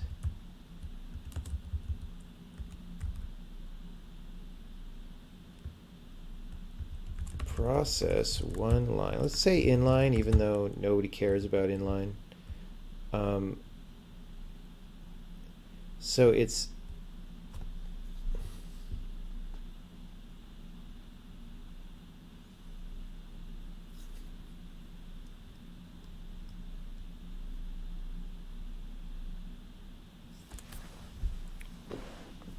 so we say line offset in text section.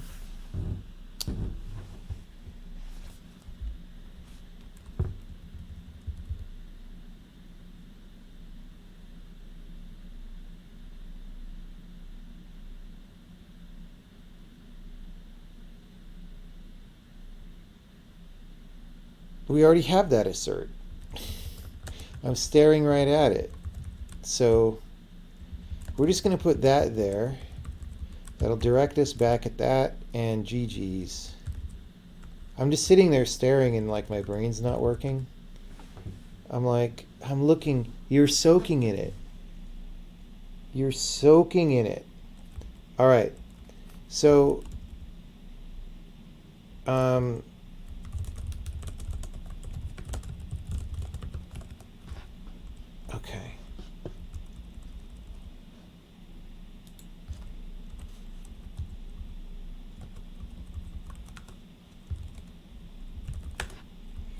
Okay.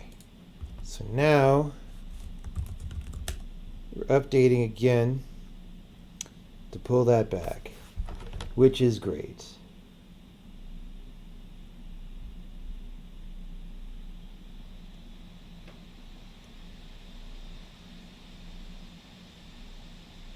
How did the bin size optimization fare? I don't even know what the bin size optimization is.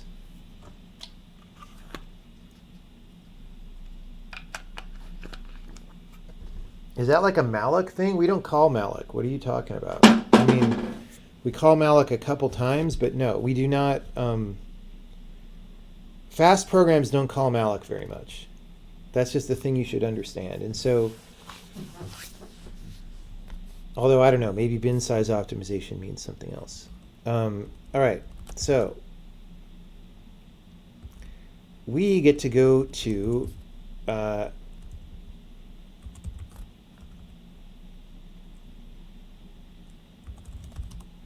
here, and I think we get to delete this thing called lines. No, that's subprogram version. And that is used by now both CodeView and Dwarf.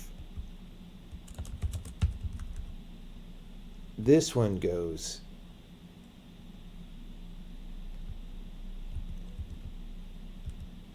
This one goes, which is great.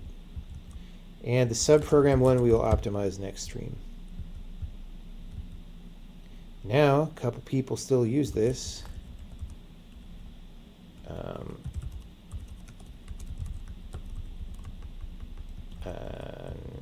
X64 lines. Now I'm hoping that I didn't mysteriously miss a major use of this thing, right?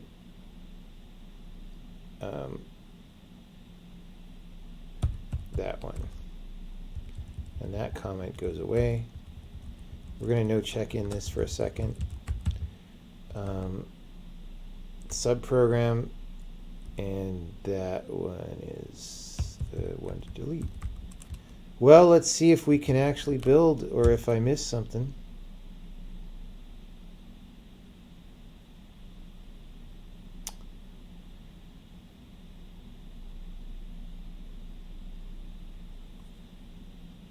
All right, GG's, everybody. GG's.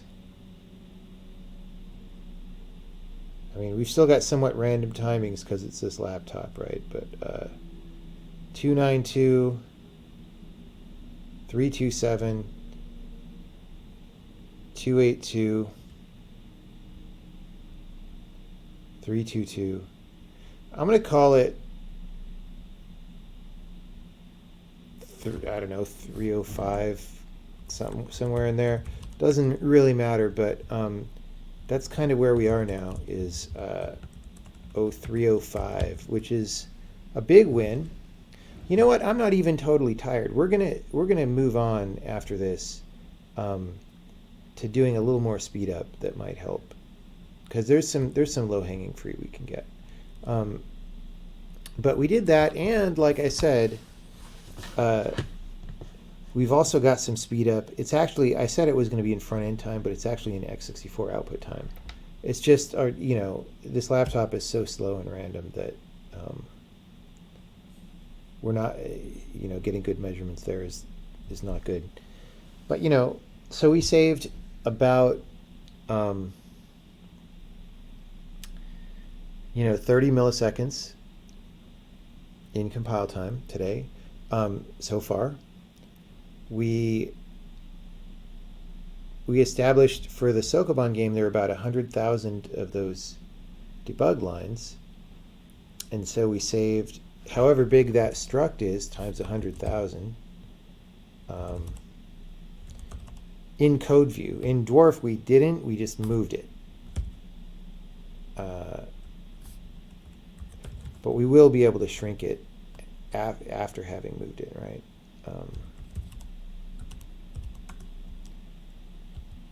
So it was debug source code locations, right? That's 16 bytes times about 100,000. So, you know, we saved about 1.5 meg of memory, which most people today would not seem like a lot, but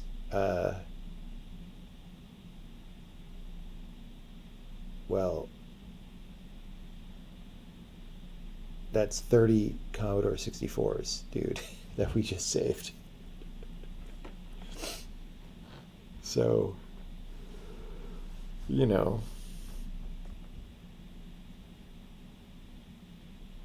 imagine spending 50% of the time in a 5-line for loop. I know, dude.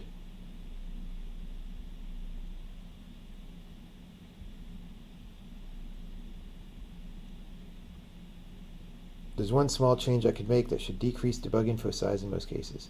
Yeah, let's look at that. Because I have to go back and verify that dwarf still compiles after I check this in anyway. So we could take a look at that really fast. I assume you mean dwarf.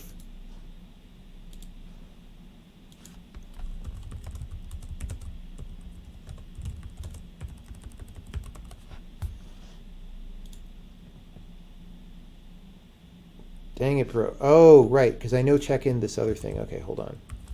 The reason I know check-in this was because I wanted to do this after we verified that it worked. I just wanted to do the add and get a pointer version. That's all. Oh, we should run all the tests instead of just Sokoban, by the way. If we're being responsible, we should actually run Sokoban as well.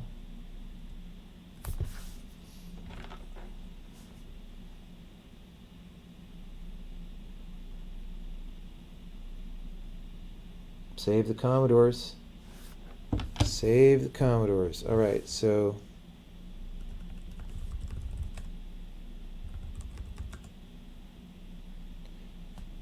you know what? If we're going to shrink debug info on dwarf, let's go all the way. Let's not just do one thing.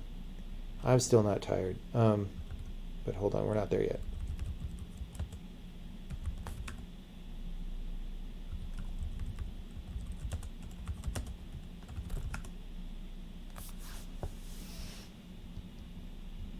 We'll see. I might get tired really fast, but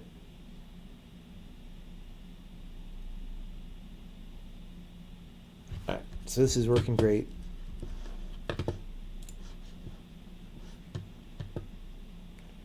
Look how I don't have to type my password every time. How good is that? Guess what? We're going over to Linux where I have to type my password every time, because they don't know how to program an operating system.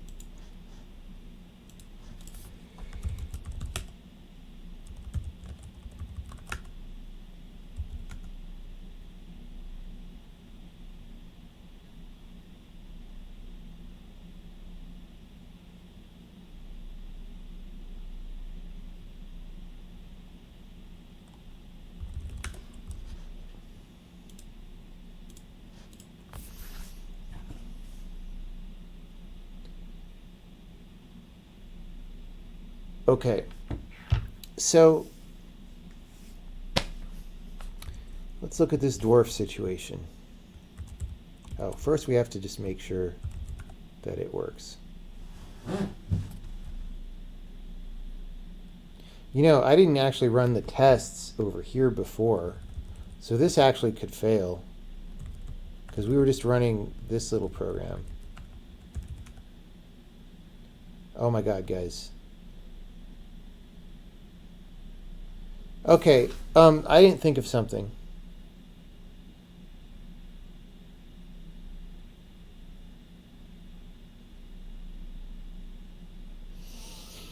I didn't think that, so there I accidentally compiled with the LLVM backend.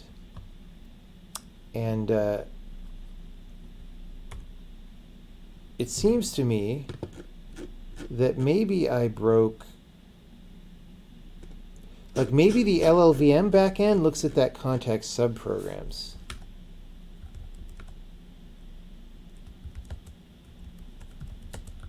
So that gives me a new problem to deal with.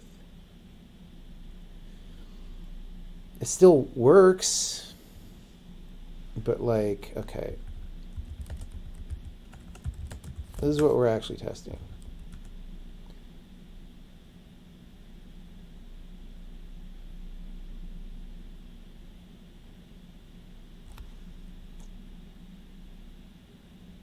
But wait, if it, no, because we only add to that.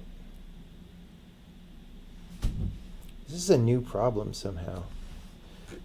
We only add to that in the x64 backend, so these things cannot interact. So this is just LLVM being angry at me?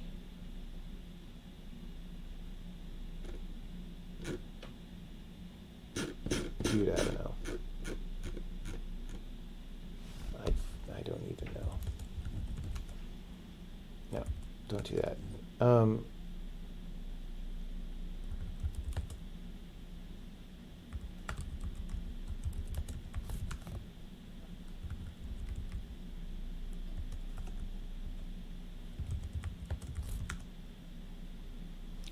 Okay, well, to my relief, it's working. I don't know why LLVM's so broken. I'm going to have to fix that before we ship a beta.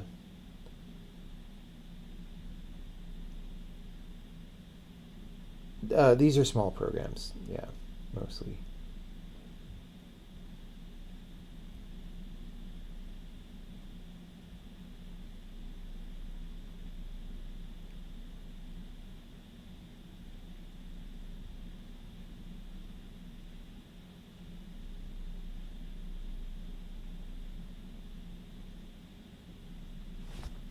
Okay. Maybe I am starting to get too tired to really do anything, but let's take a look. So we verified that it worked.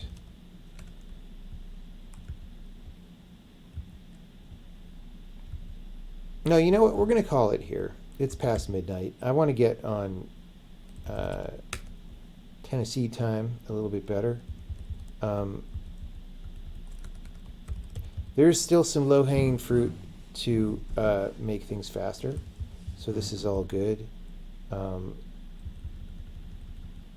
I can do some unexciting things like this one tomorrow off stream, and this one, and but this has been good. This has been really good. I am happy with this. So now, actually,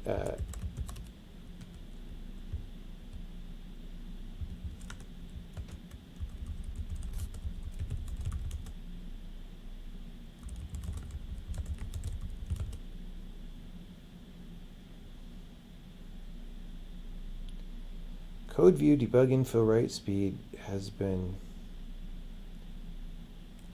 cut by 50% approximately.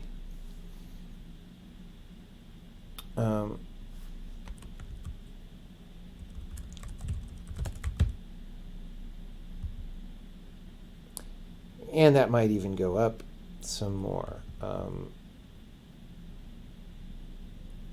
Anyway, so the thing that'll be good is when I can have the front end generate those debug info records itself instead of the back end like doing this bizarre post process. That should be a lot faster too.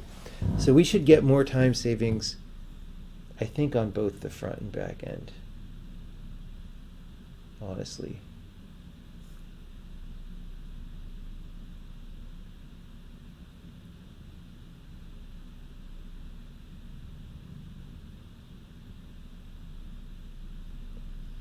Should be good.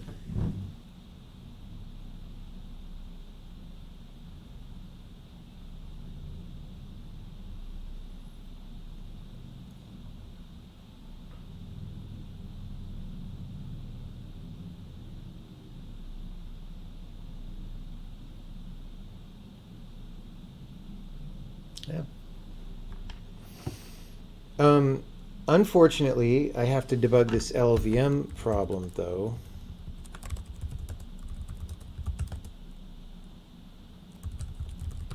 Like, does that happen on Windows?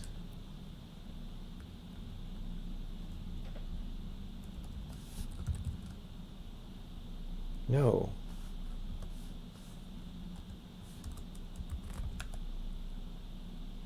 This is really weird. Like, what happened there? We, in theory, didn't touch anything that should affect that. So I might have to do some searching back through history to see when that started to happen again. Oh, you know what? I bet it's just the debug build, guys.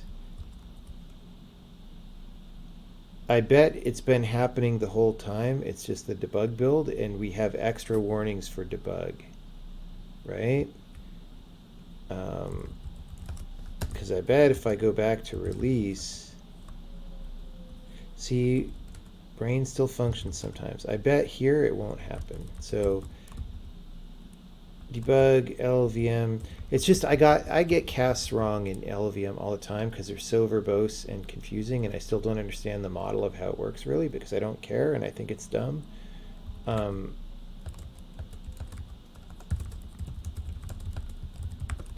But that is what's going on. Is I'm doing some casts that are technically incorrect. I'm probably storing like a void star where it wants a void star star, and it's actually the right size, so it works fine. It's just LLVM doesn't like it, right?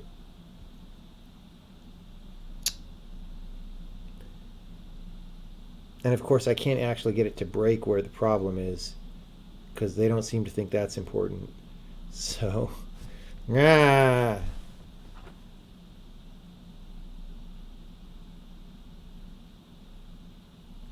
All right, so here, yep. Okay, so there's no mystery. This probably happened when I did the string table moving over segments, and I just never ran a debug compiler on LLVM. Or like not that I didn't. I mean, I did run debug compilers on LLVM, but I only really did that on Windows. And like I think either Linux has some extra flags, or this version of LLVM that we're linking to on Linux has a little bit of different checking code or something like that. But that does, I should fix that problem, even though I think it's stupid and don't care. I should fix it.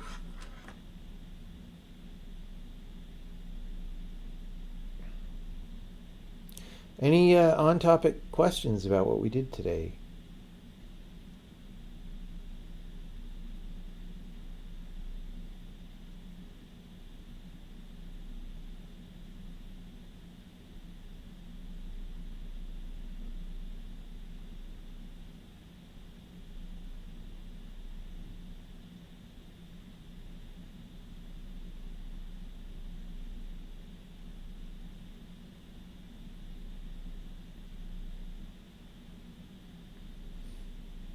Maybe not. I don't see any questions. Nobody cares. We just programmed.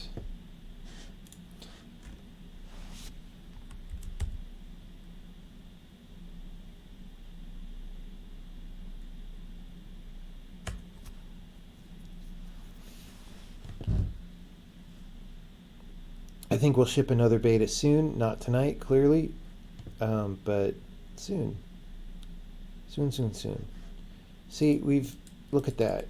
0.6, 0.3, dude. And there's so much more to get here. It's 30 milliseconds is a really long time. It shouldn't take that long. Not remotely. Not remotely.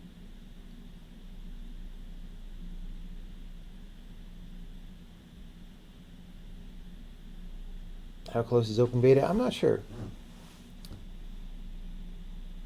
Time to sleep. Yeah. Yep. All right. Thank you, everybody, for coming by. And are we? Let's see. Let's see if there's a raid.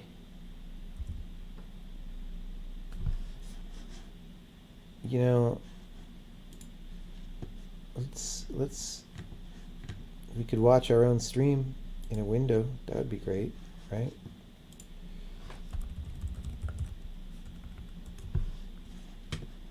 For some reason, all right. Science and technology. Hey, it's Retro MMO again.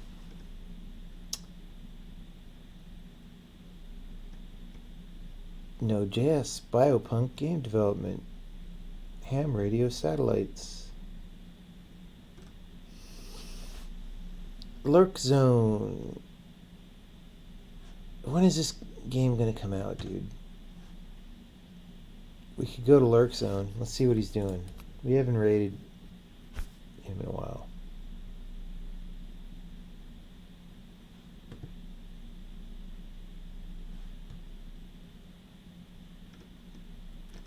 Is he actually working on a different game now?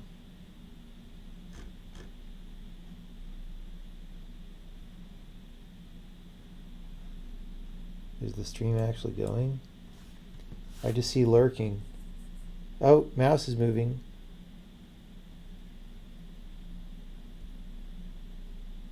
We could consider that. It seems very quiet.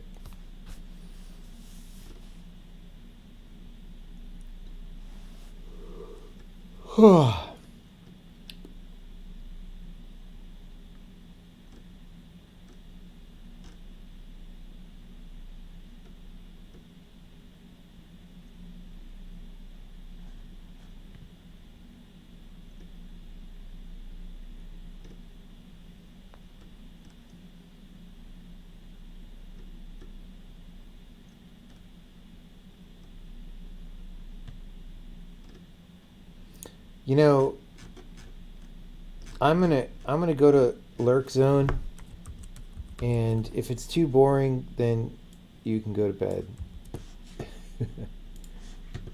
Thanks everybody for coming by, and we can lurk in the lurk zone. It'll be great.